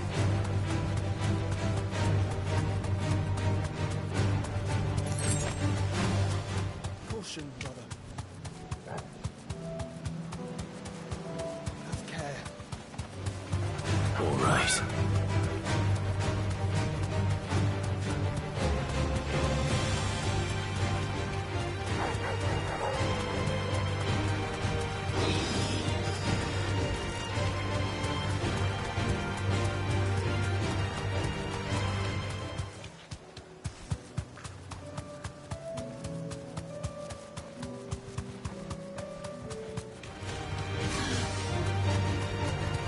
Meadows are vast.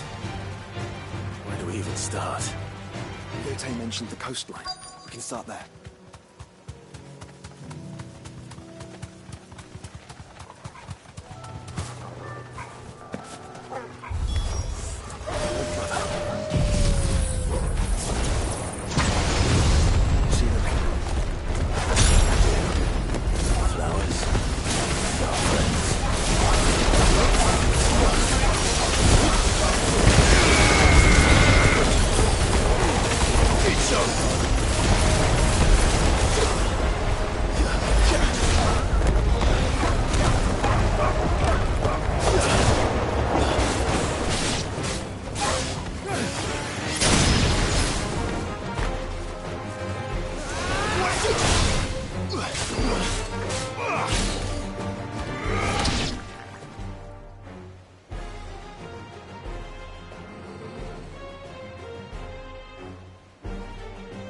What do you see, boy?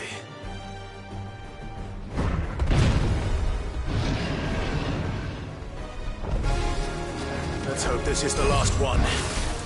Only one way to find out.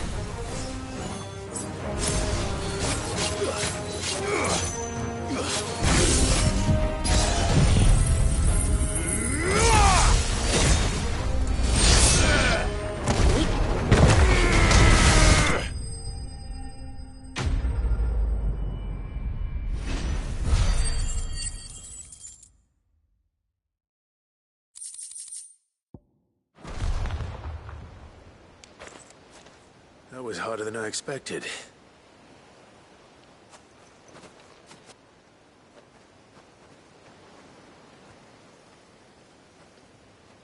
But found her. It was worth it. They're beautiful. Do you think Jill will like them? She'll love them. Come on. Let's go.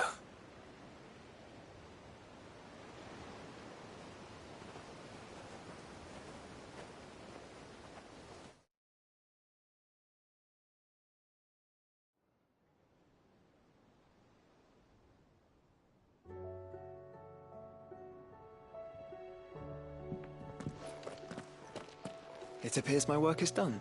The rest, as they say, is up to you. Well, you and the skies. We wouldn't want another thunderstorm now, would we?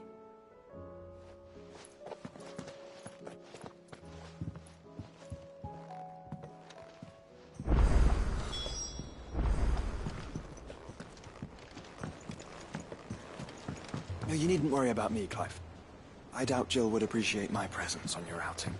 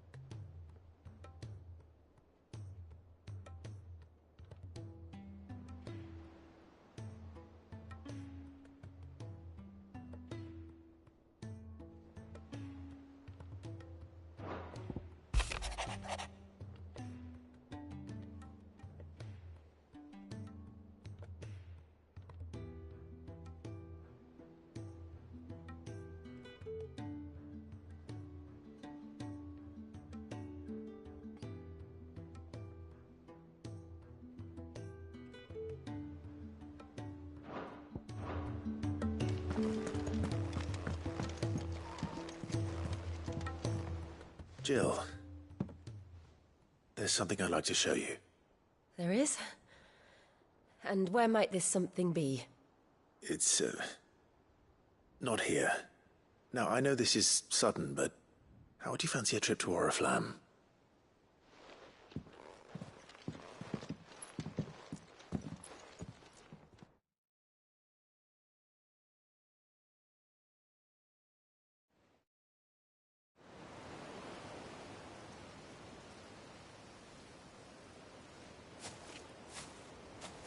There are so many.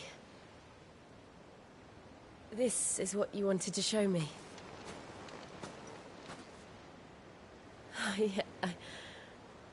I don't know what to say. You don't need to say anything.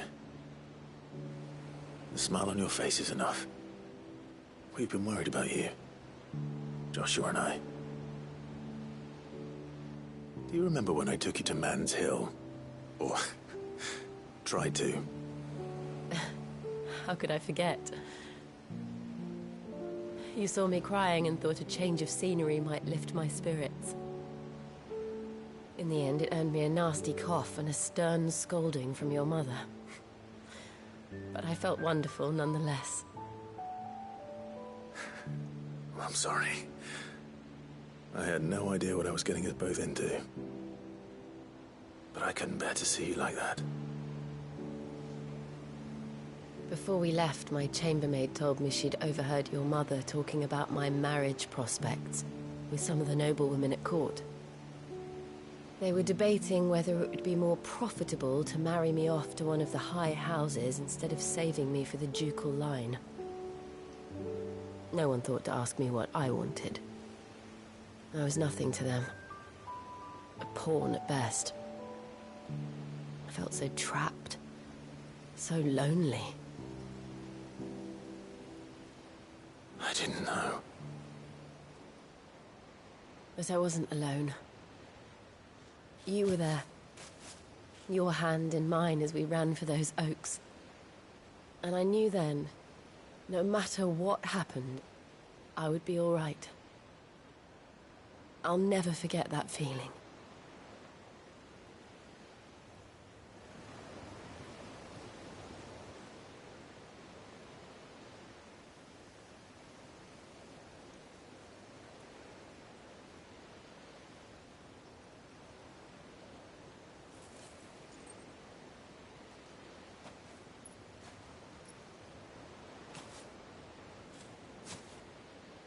Before we broke camp, the morning after the storm, do you know what I did? No? What? I slipped away from my governess to climb the tor. And from there I saw a sea of petals, all reaching for the sun. And I realized that no matter how terrible the night, dawn would always come.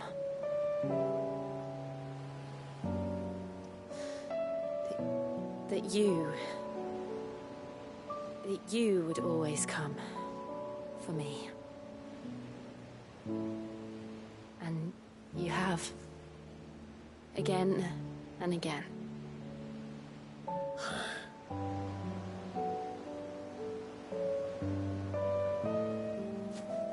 Where do you see us?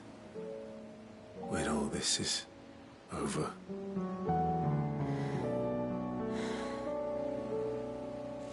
I don't know.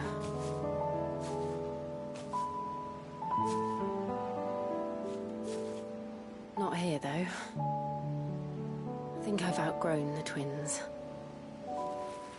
After everything we've been through, the realm just seems so small. I'll need some space to spread my wings. Then that's what you'll have. And I'll stop at nothing to see that you do.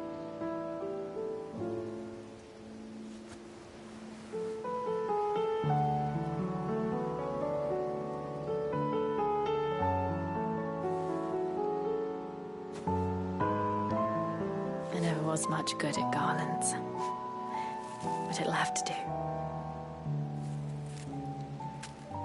I'll treasure it forever. Thank you, Clive. For this, the flowers, for everything. It's exactly what I needed. You are my treasure.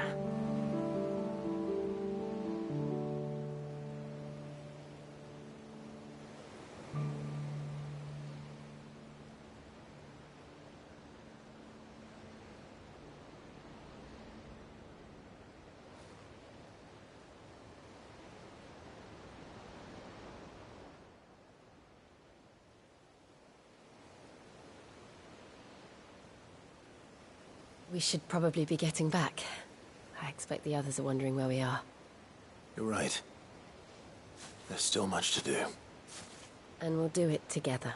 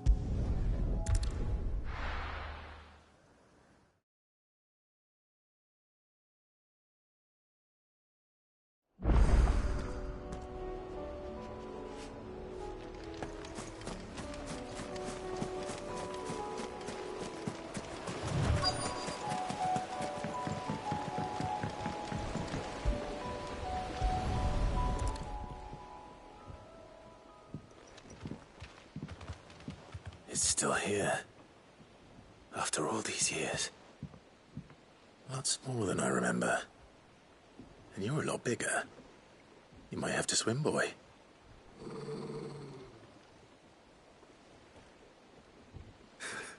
I wasn't being serious.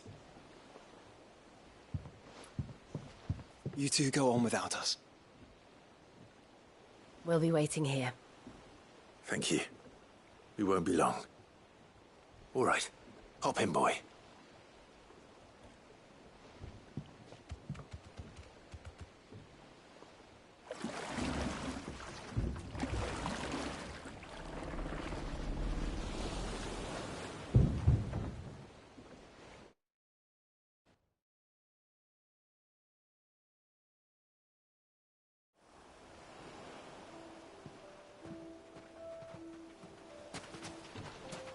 This place hasn't changed at all.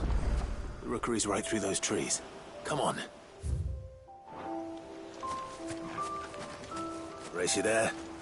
I bet I could still beat you.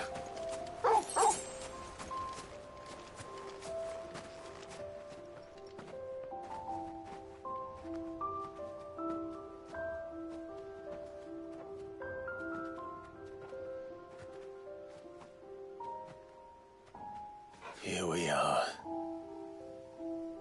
This was our hideaway. Wasn't it, Torgal?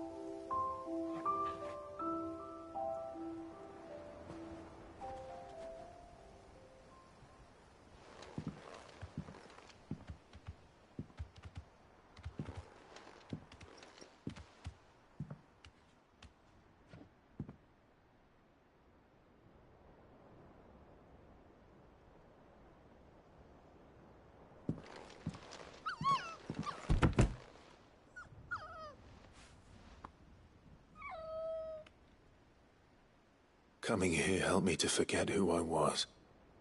Or wasn't. Prince, shield. Son his mother could love. Had I been any one of those things? Perhaps.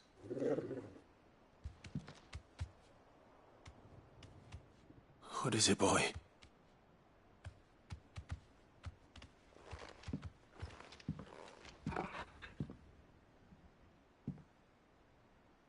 This is all from the castle. And Phoenix Gate. Did you bring these here? My sparring sword.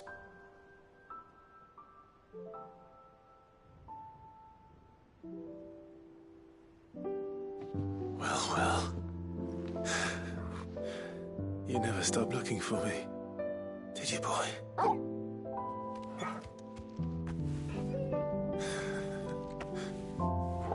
Thank you, Torgal. For never giving up. For never forgetting.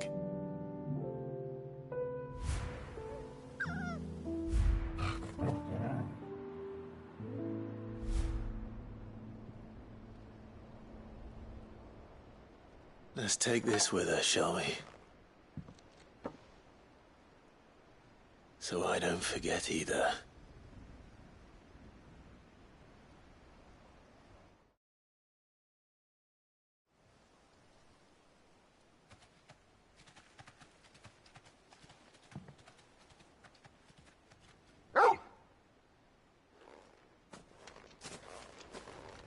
That's not the way back to the boat, Torgal. All right. I'm coming.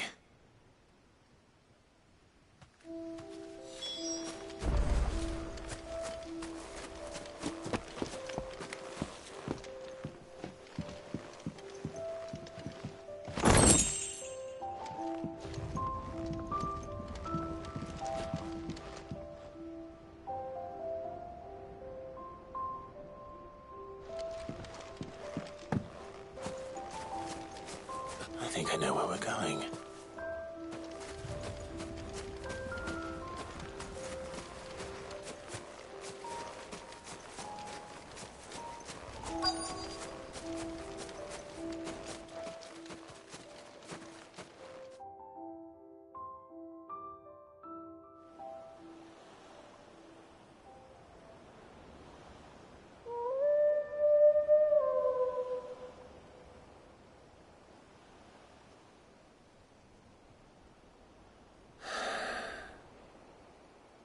People always talk about the importance of putting the past behind you.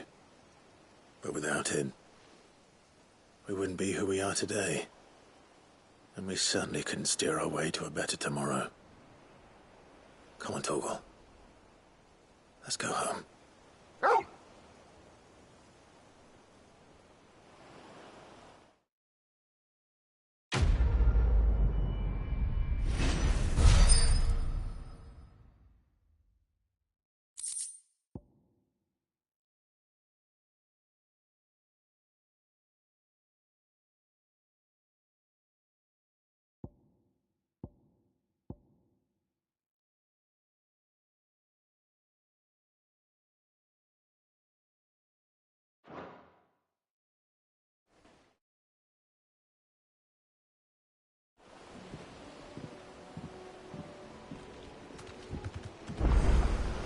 Sorry for the wait. We're ready.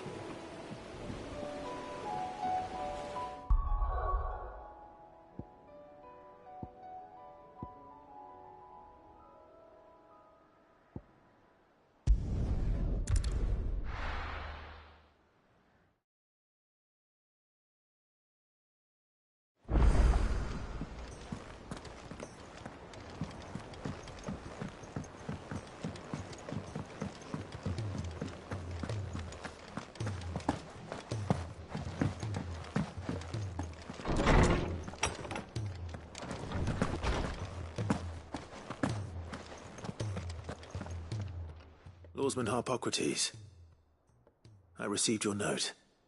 Ah, yes. I expect you're wondering what this is all about. You spoke of making amends with Dion, but I can't imagine what for. Then I should begin by telling you that I was once his tutor. This was some years ago, of course, before I joined Cid in his hideaway. At that time, I was counted among the foremost scholars of Oriflamme, and was accordingly invited to the palace to supervise the young prince's education, all to ensure that the future emperor had a firm grounding in, well, everything an emperor should. History, religion, commerce, government. Alas, our time together was cut short when Dion left to join the dragoons, his studies no longer being deemed necessary. I had not expected to meet with him again, least of all here. Have you spoken with him? No, I have yet to find the right moment. His Highness always seems so preoccupied, especially when alone. I would not wish to disturb his ruminations with idle words of greeting, not when I know he dwells upon the evil Ultima had him commit in the Dominion. The guilt weighs heavily on him, I know. But as you say, that was Ultima's doing. Surely you can't blame yourself. When I first met him, it was not guilt, but his people's expectations that weighed heavily upon him. And I did nothing to ease that burden. He bore it alone, until the day he could not bear it any longer. It is one of my greatest regrets that I only ever offered him my wisdom, when what he truly needed was friendship. The blame for Dion's transgressions lies not only on his shoulders, but on mine. I see. I'm ready to help you in any way that I can. Then I beg that you bring me a wild wyvern tail. Apothecaries across the ages agree that even to glimpse such a flower is to be granted inner solace. Fabulists and fraudsters all, of course. But there is oft a seed of truth to be found where even the most outlandish opinions align. Well, it can't hurt to try. Where can I find this flower? And how will I know it? You have seen cultivated wyvern tails before, I trust. The lily-white blossoms from whose roots the poisonous ink for the brand is distilled. Well, those which grow in the wild differ only in their purple hue. The harsher the environment in which they are raised, the deeper the colour. There is a waterfall in Rickmal's roost across the strait, where the flowers once grew in abundance. Whether they still survive there, I know not. But try as I might, I can find no likelier location. It's all right. I'll find you a wyvern tail one way or another. Thank you, Clive. And please, be safe. I was wondering when next you'd visit. Despite scouring the shelves, but it is in Waloed, by a waterfall near Rickmal's roost, as I told you. Fare thee well, my friend.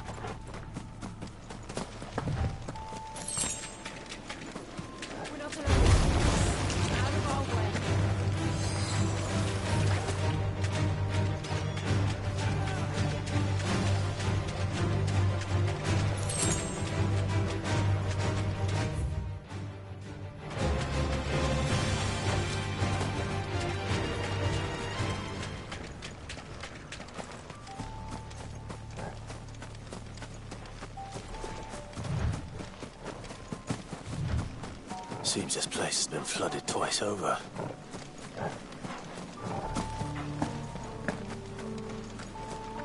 Purple flowers blooming next to a waterfall. Shouldn't be too hard to find.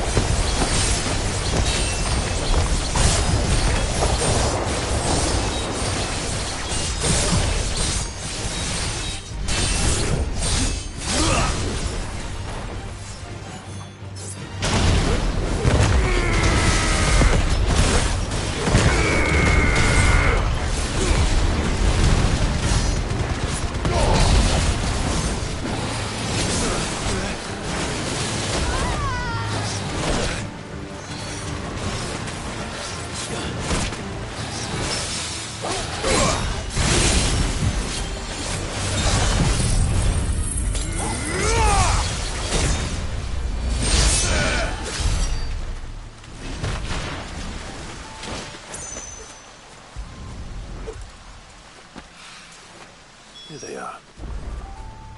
Might as well pick enough for a bunch, I suppose.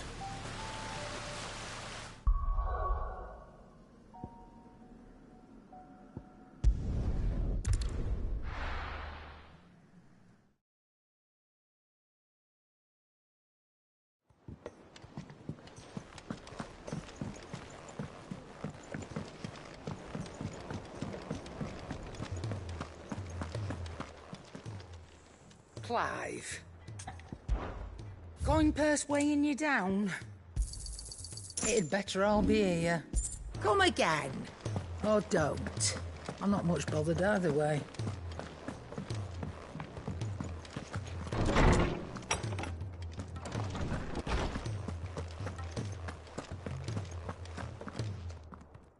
lawsman. I found the flowers you were looking for. You did? I think I did.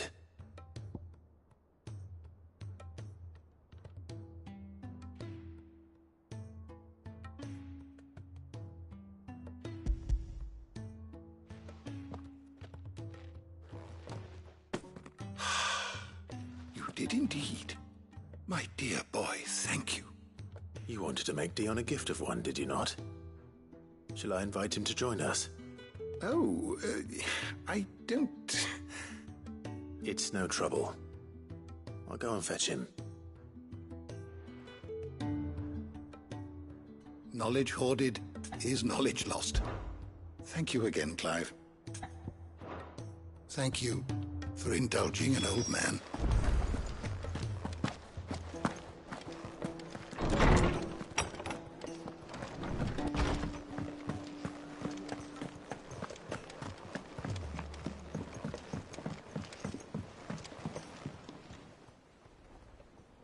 Your Highness, would you do me the honor of accompanying me? No. It is time, then. No. Only to the shelves. Our lawsman has something he'd like to give you. Master Harpocrates. No. I dare not show my face before him. Not after everything I have done.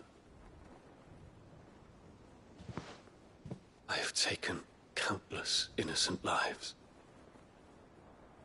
And ruined countless more. All because I was weak. I have sworn to atone for my crimes or die in the attempt. But were I to meet with him again,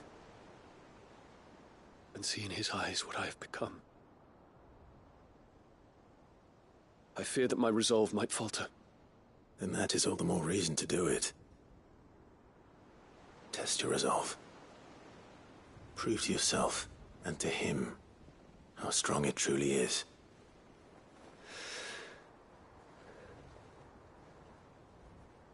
You are right. I must, at the very least, offer him my gratitude. Very well, then. Take me to him. Follow me.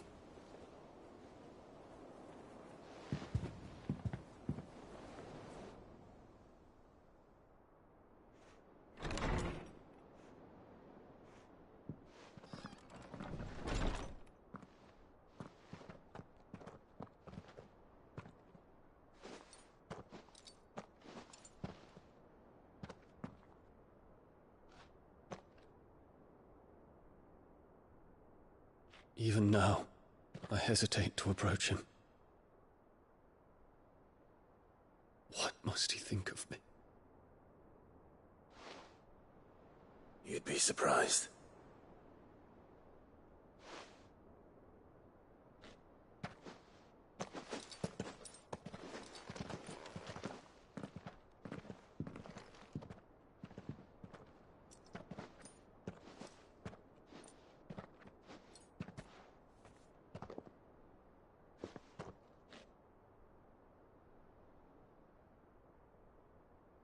Master Harpocrates, pray, accept my apologies for leaving your tutelage before my studies were complete. Your lessons opened my mind to a world quite unlike the one I had imagined from within the gilded confines of the palace. And I shall be forever grateful for the efforts you made to enlighten me. Lift up your head, Your Highness. The deeds of youth require no apology. That you took the time to visit me says much about the man you have become. Now, there is something I would like to show you.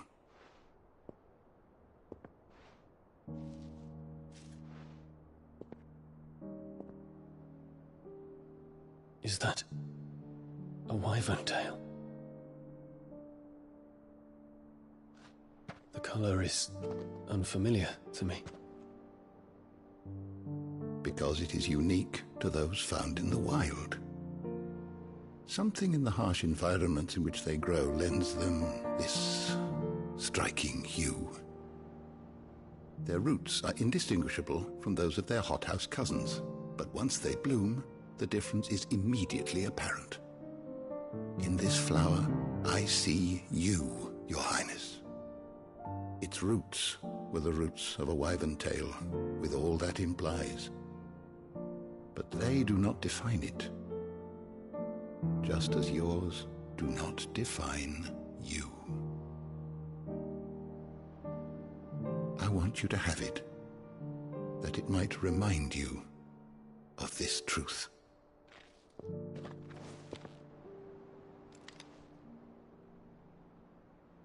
Master Harpocrates, I would ask of you a service.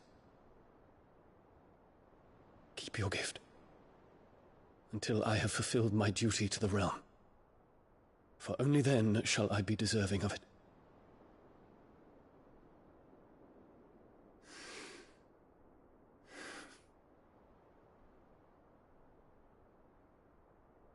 As you wish, Your Highness. I shall await your return.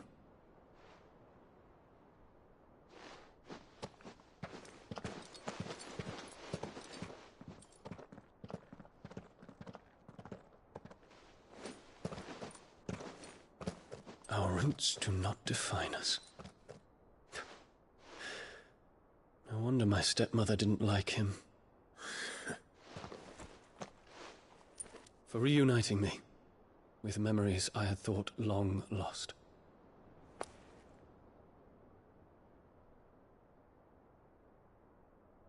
I shall not forget this.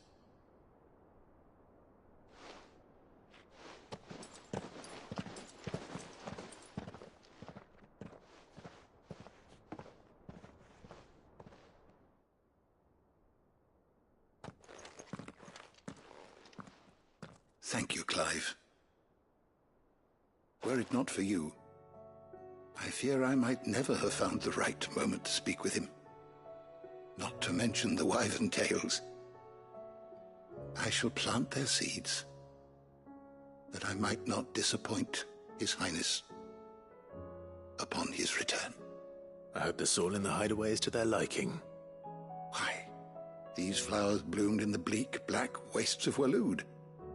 I'm sure Nigel's yard will suit them to a T.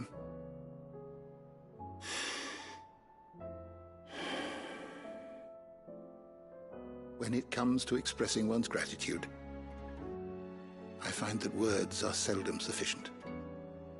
Here. What's this? A stolas quill. Or more precisely, my stolas quill. 'Tis said that an owl's feathers are steeped in the wishes it hears over its long lifetime. All those words just waiting to pour out onto the page. So consider this my wish for you. That one day you may put down your sword and pick up that pen. Well, when that day comes, I'll certainly have a lot to write about. Thank you, Harpocrates. It shall have pride of place in my chamber.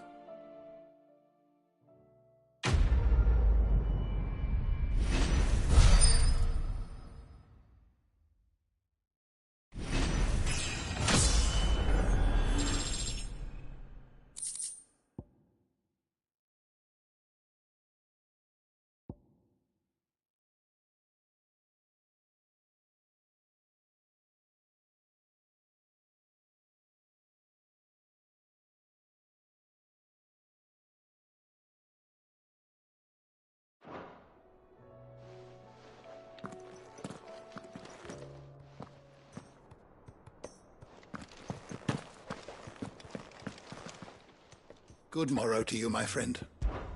I well recall.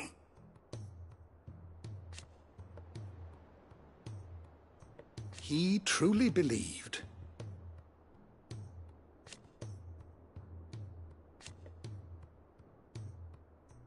It will take forgiveness from himself.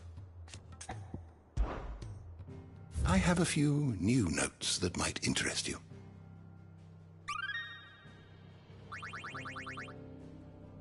You wish to study the tomes?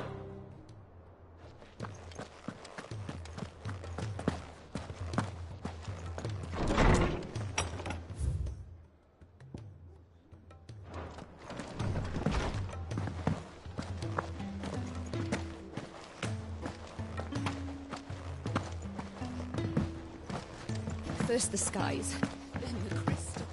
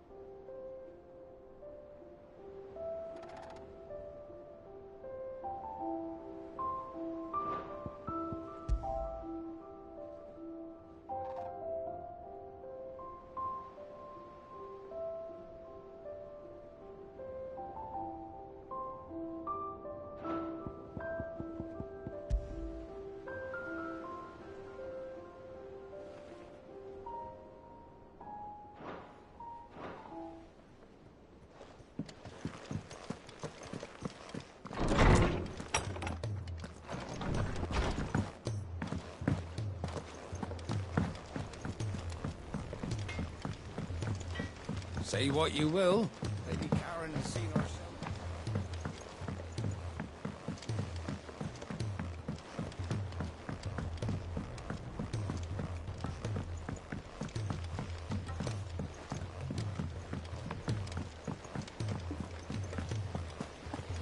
What do you think happened to Miss...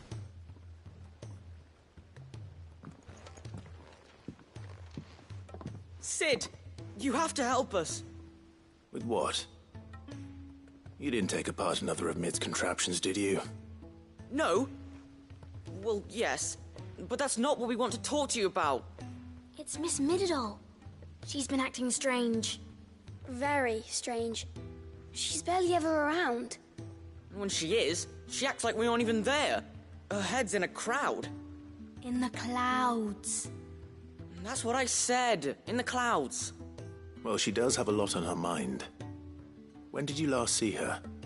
Not long ago. Right after she got back from saving you from Stonear. Then it's probably just about the Enterprise. It did take quite a battering on the way there and back. You didn't break it, did you, Sid? You really should be more careful around Miss Mididol's inventions. Don't listen to her. Even if you did break the Enterprise, you could put it back together, couldn't you? But who's gonna put Miss Mididol back together? She seems really sad. Why don't I go and see if I can cheer her up? You do that? For us?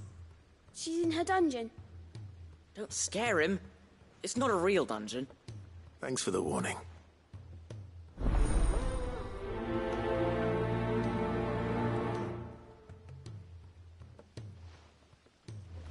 Miss Shirley says we're not allowed in the dungeon. But Miss Mididol doesn't mind.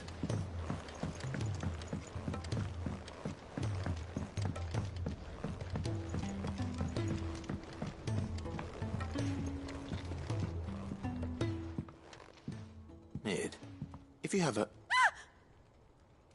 That's it!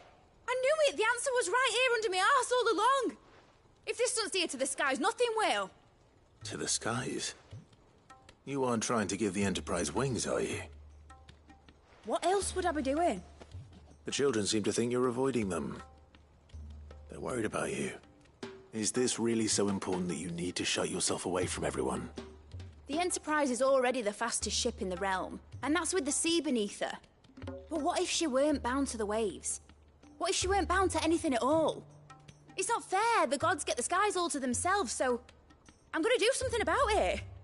The Fallen had their chance, but they relied too much on magic. And see where that got them? But not me. I've discovered how to do it without. Well, almost. First I need to make a prototype.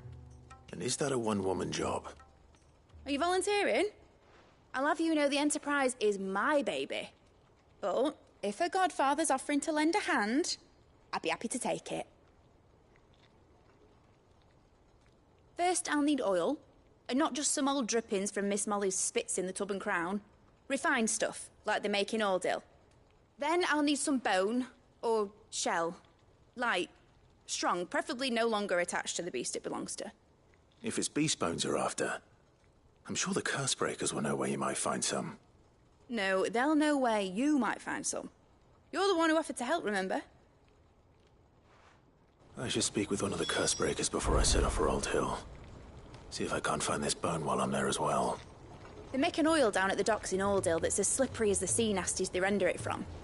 With that and the bone I told you about, I shall be able to finish the prototype.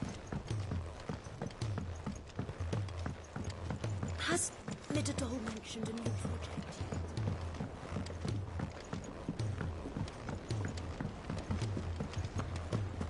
yet? I will not let them be forgotten. Sid, may I have a moment? Of course. It is an honor to finally speak with you. My name is Herman.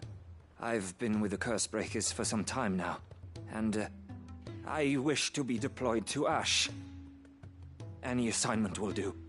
No. The lands across the Narrow are too dangerous. I will not send good men and women to risk their lives needlessly. Why would you want to go back? I need to retrieve something. Something important. I was raised in an orphanage. The Badbach Conservatory. Or rather, I was held captive there. It was not a place of nurture. It existed solely to turn bearer children into mindless weapons. We were tortured until we feared no pain. Tormented until our hearts turned to stone. And few ever survived long enough to become tools of the last king. I can't imagine. I lost so many. I can't even remember all their names. But they must be remembered. They cannot fade away, faceless and forgotten. The Institute was run with military precision. Every child measured, every name recorded, every death logged with meticulous care. You were a good friend, Herman. But the fact remains that Ash is simply too dangerous. Sid, please. Too dangerous for you, Herman. But not for me. I'll go to Badbach and find the registry. You will? I won't let you risk your life. I don't know how to thank you. You can start by telling me where I'll find this orphanage. Vida Grace. Hidden in a forest, overlooking the plains. All right. I'll see what I can find there. May the mothers guide you.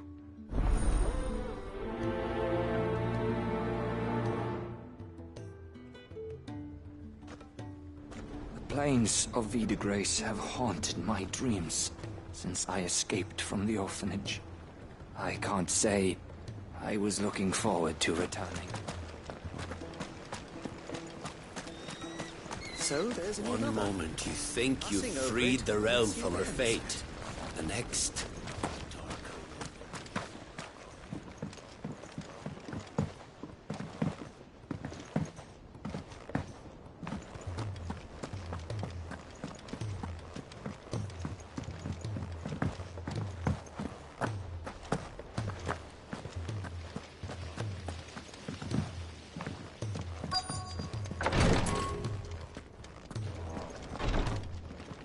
Clive, no sooner have your wounds mended.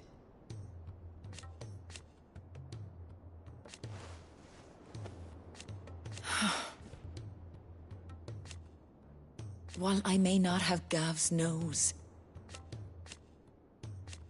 That's what I'm worried about. I do.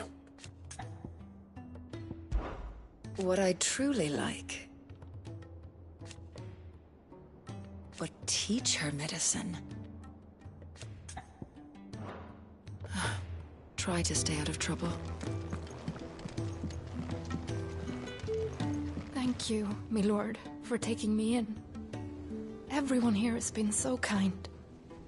It reminds me of home.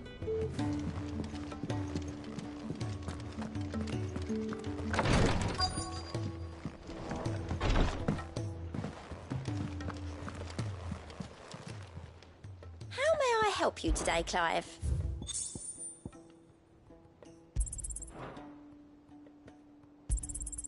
You earned this. All done?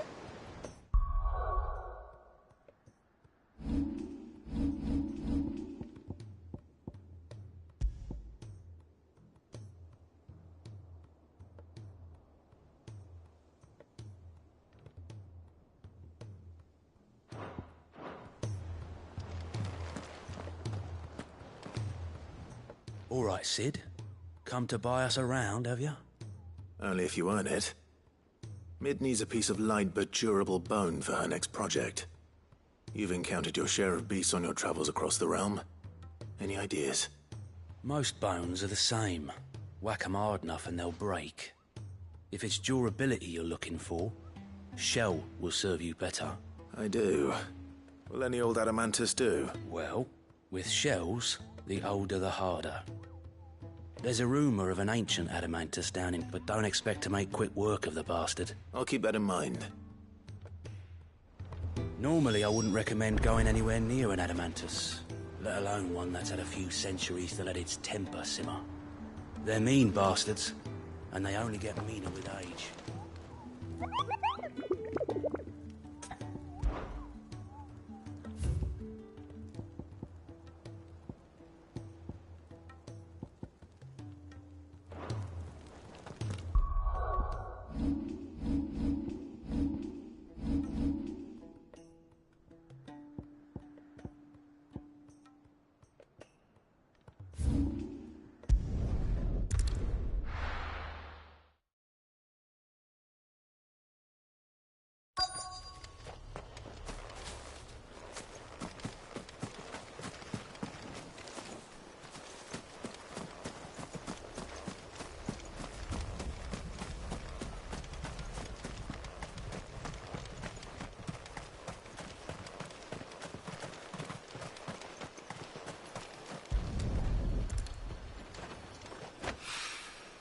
It's well.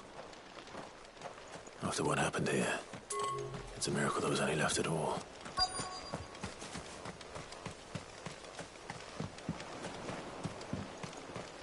Careful!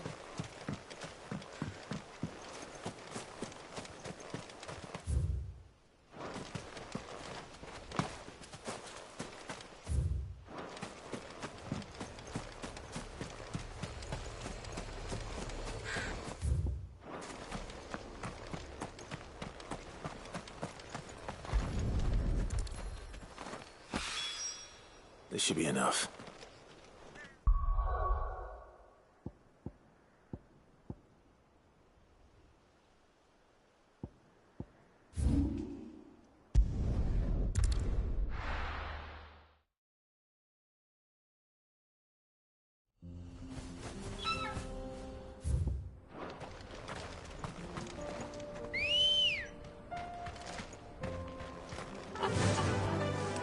Fly, Ambrosia.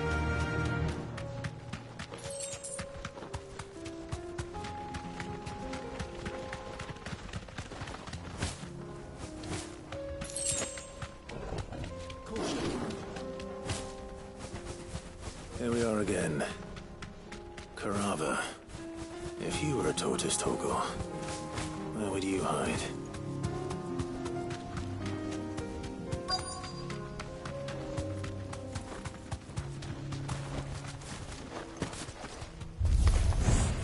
It looks like we found him.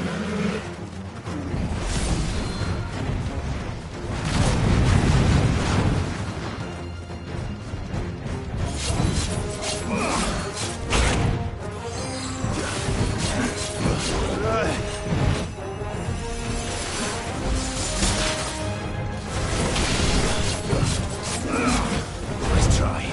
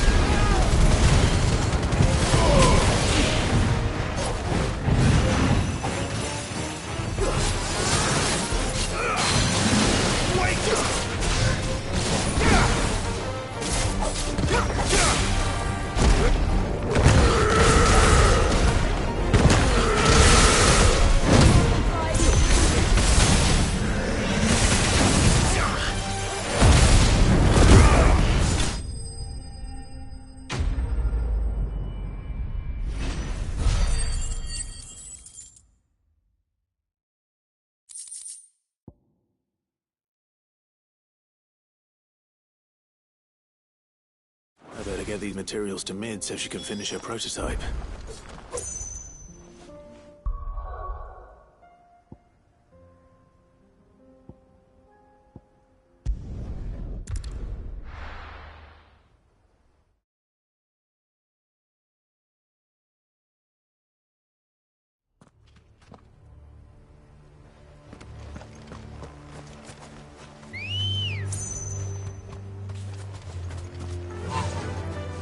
Fly, Ambrosia. Careful.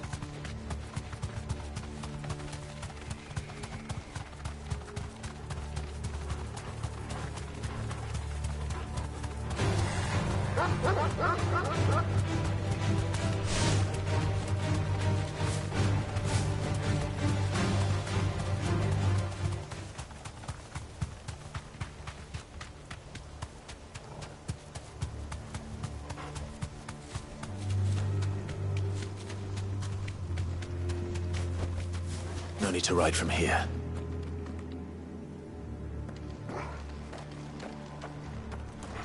This must be the orphanage. Hopefully the registry is still here.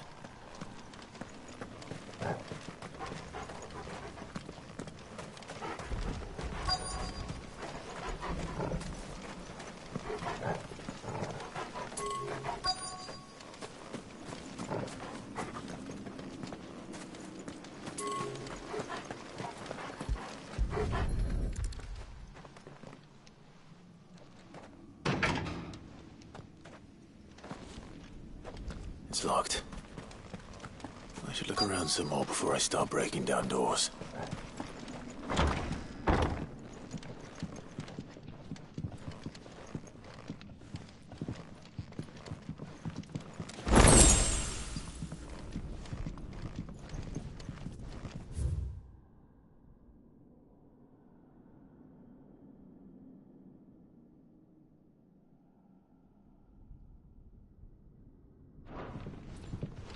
disposed of.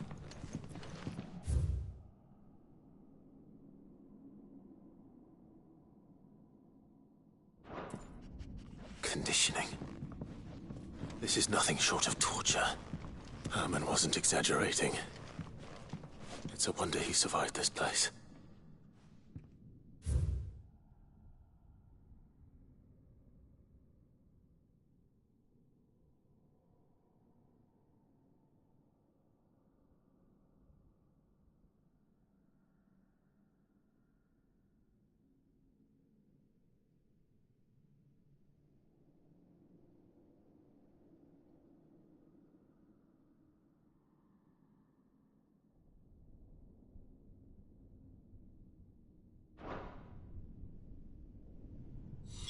This reads like a suicide note. Did the director go through with his plan? There's only one way to find out.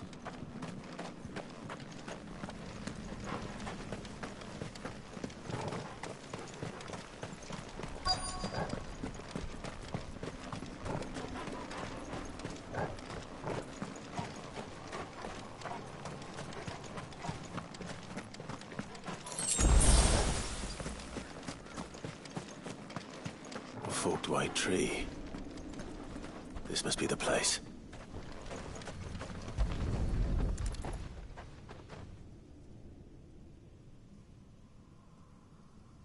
Could he really be buried here? There's something hidden among the roots. Let's see.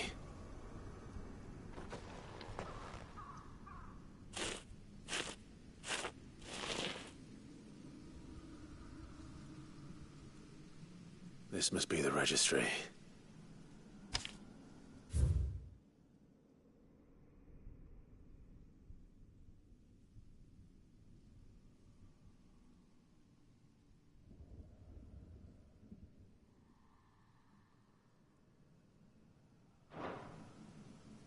So many names.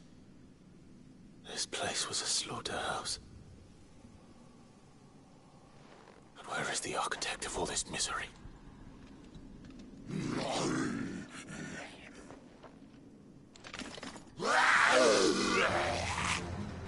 It was only a matter of time, I suppose. This place is cursed.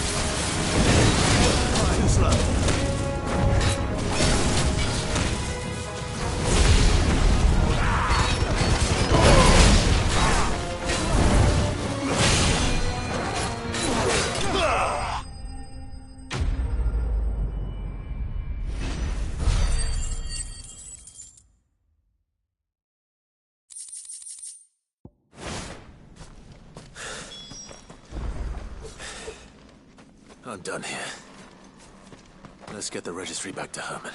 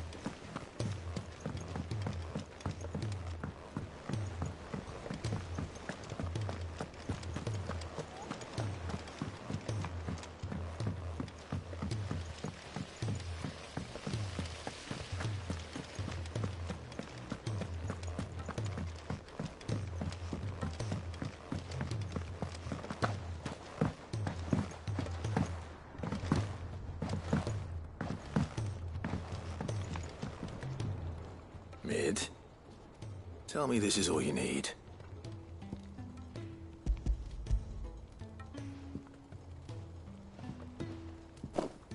Aw, you make it sound like I asked you to save the world or something. Tell me this is all you need. It's most of what I need. After you left, I went over the figures again, and I realised I'd forgotten a 1 and a 0. And a cogwheel. Just a tiny one. Though, that's the problem. Gears that small are a bastard to make, and I may have lost the one Blackthorn spent a fortnight toiling over. wait. The children. When they took apart your scales, there was a tiny brass gear. Now that I think about it, they didn't use it when we put the scales back together. The young'uns? But why would the... You know what? I don't want to know. I'll keep working on the model. You go and find that cog. Don't look at me like that, Clive. I already apologised to Blackthorn. Miserable old bugger. Besides, you can't expect me to keep track of every nut and nail floating about this place. Has Mitadol mentioned a new project yet?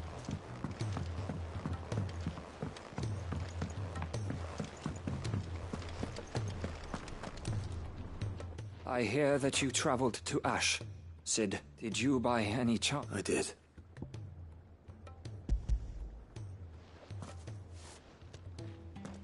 If I may? The bearer registry.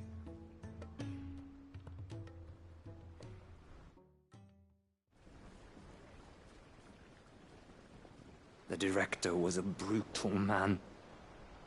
He got no worse than he deserved. The registry was all I found beneath the tree. There was no sign of a body. Nor any record of what happened to the children after the orphanage closed. I pray that at least some of them survived. All their names are here. The ones we lost. My friends. I can still remember their children who were taken from their bunks in the morning. No explanation ever offered. They'd be happy to know that you survived, Herman. But why did I make it out alive? It's not your fault. See that their names live on. I'm going to write a book. All of Valisthea, and in the name of... Neither will I. These records would have been buried for all it...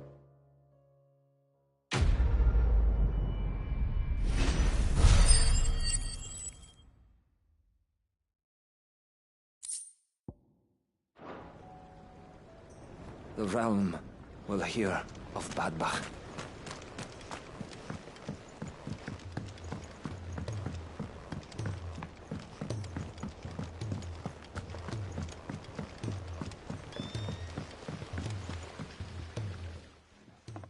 Sid! Is Mid still hiding from us? She wasn't hiding. She's fine. She's just busy working on her next project. A new invention? What is it? What is it? Is it an airship? I bet it's an airship! Do you think she'll let us help? That just so happens to be why I'm here. A brass gear. A tiny one. Oh, the one you forgot! We remember. We saved it, just in case. It's in the bag of bits. Since your lesson, we've been disassembling, then reassembling everything we can find. All the pieces that are left over, we keep under our beds, just in case. That's... good to know. Look! I found it!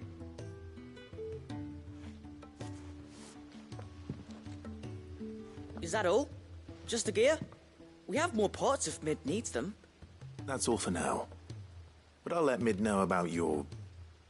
hoard. Just in case. Thanks, Sid. Back for another part? We've got screws and bolts and nails and knobbles and noodles and, Has Mitadol mentioned a new project yet?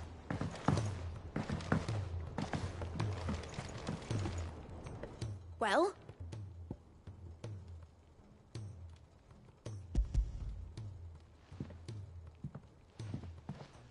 They did. Will it work? He's perfect! You're a genius, Clive. What exactly are you going to use it for? Only the most important job of all. The wings aren't going to move on their own, but with the right cog in the right place. Well, you just wait and see.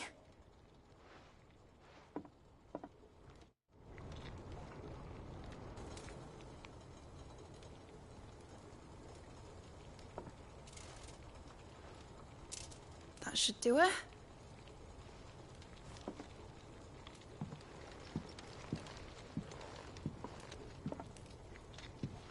Here goes nothing.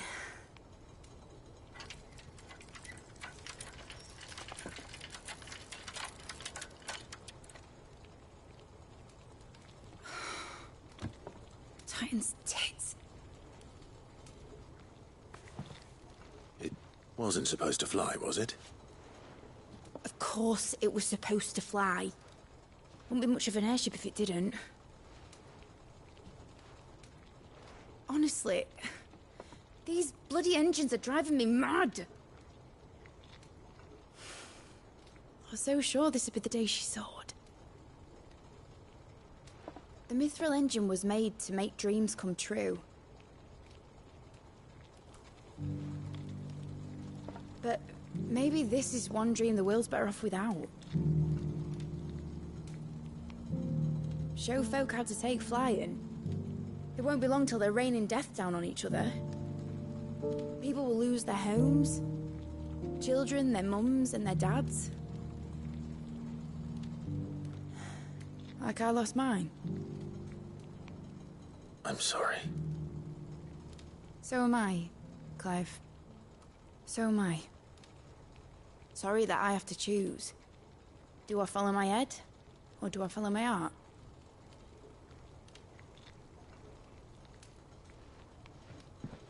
Good question. The first time I stood on the deck of your ship, felt the wind in my hair.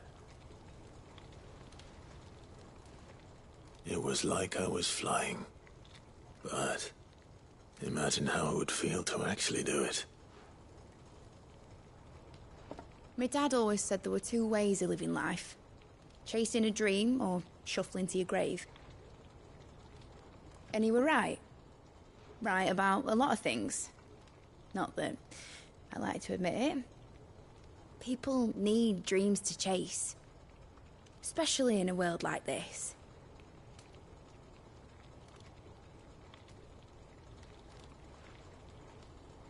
Right.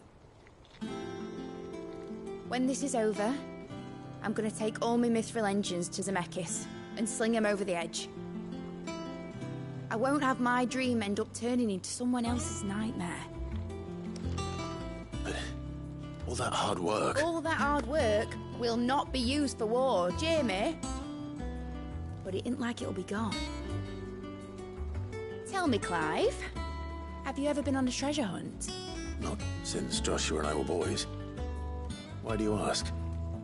Because I'm gonna bury the engine schematics and leave behind a little riddle telling people where to find them. A really hard one, so that only the most dedicated dreamers will ever be able to work it out.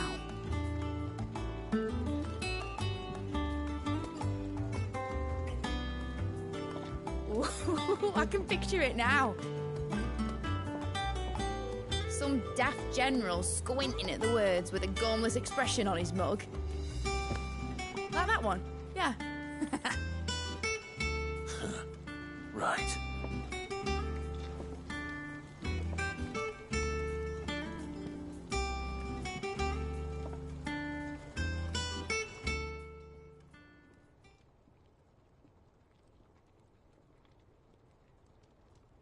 Of course, if I'm putting this engine at the end of a treasure hunt, I'll still need to make it a treasure worth hunting for. Won't be much of a prize if it couldn't even make a toy boat fly after all. My dad always said, dream big. But it ain't the size of a dream that's important, is it, Clive? Only that it's a good one. And I reckon I've got a fair few good uns left in me. I'm sure you do.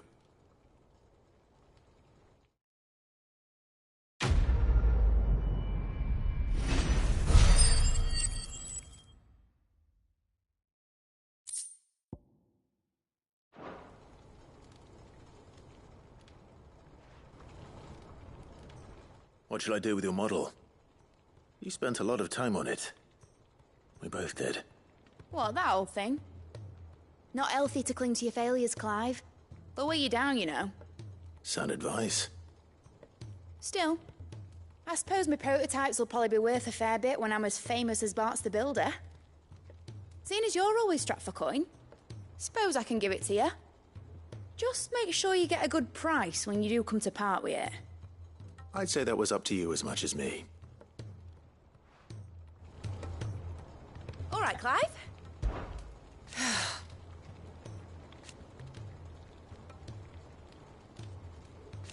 Make a name for yourself.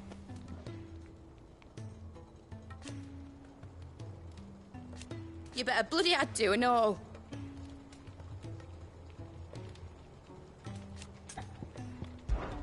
Enjoy it while you can, Clive.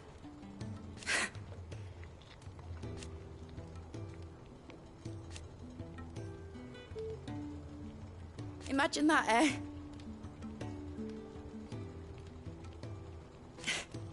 Till then, though. Give a melon half, Clive.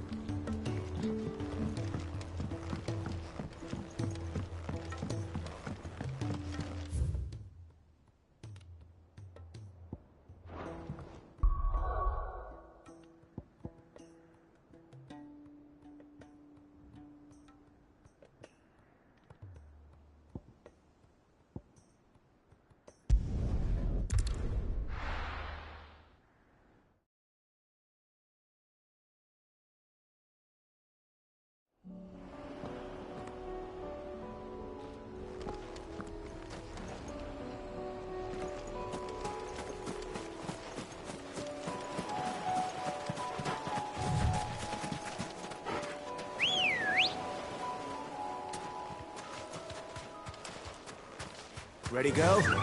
Run like the wind. No mistakes.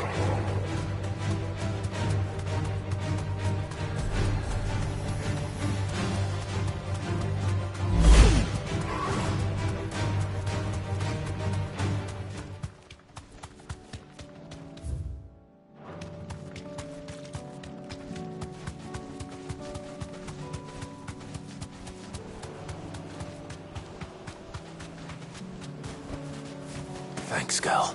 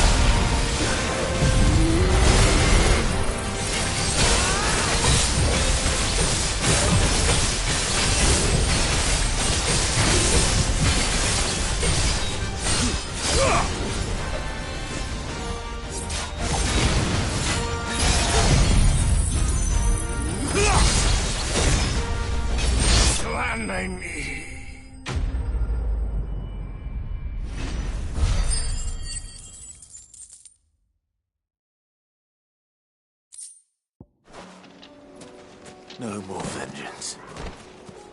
No more war.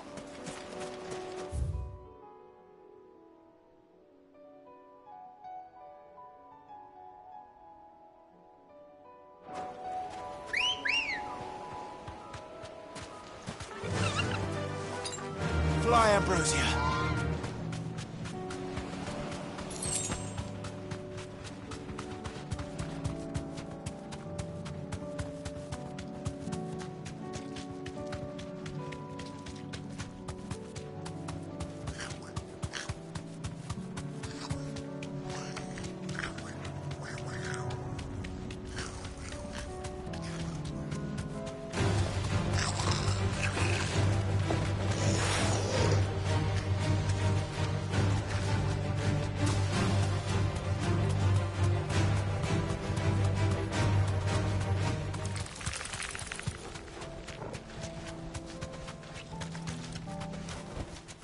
I can walk from here.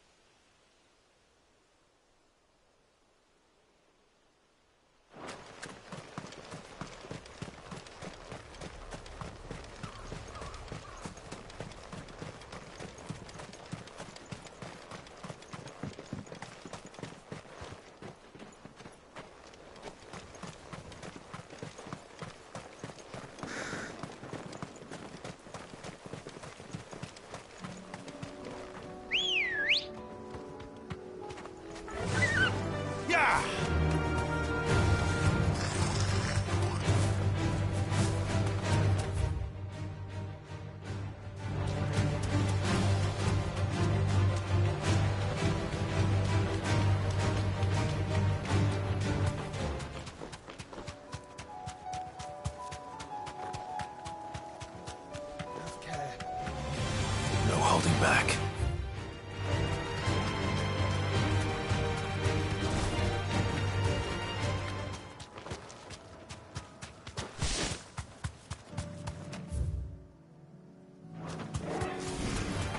All right.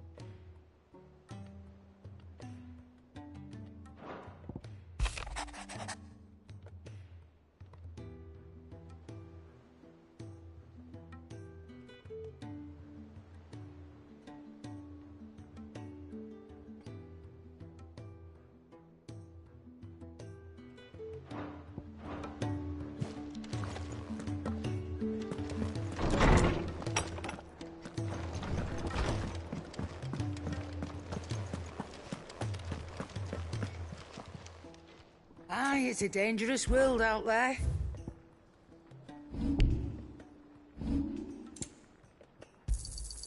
It'd better all be here.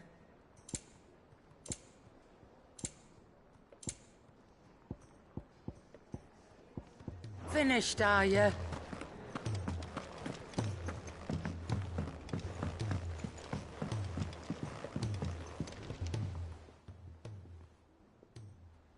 Ifrit? Your resolve didn't falter. No. Though I continue to be bewildered by fate. But I should meet with my old tutor here. At the very end of the world. I thank you. With all my heart. For giving me this chance. And I thank you for taking it. Should like to look upon that flower once more. When I am worthy.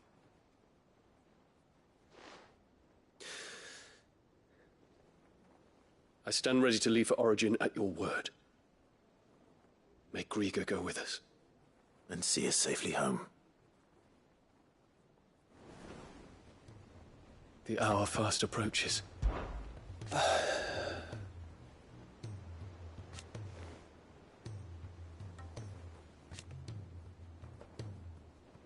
Alas. And yet...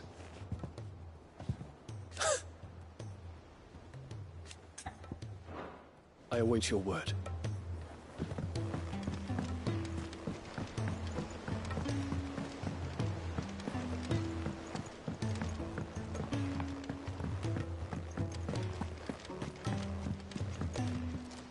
Clive.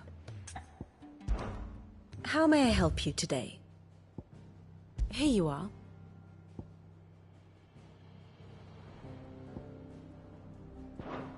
Very good.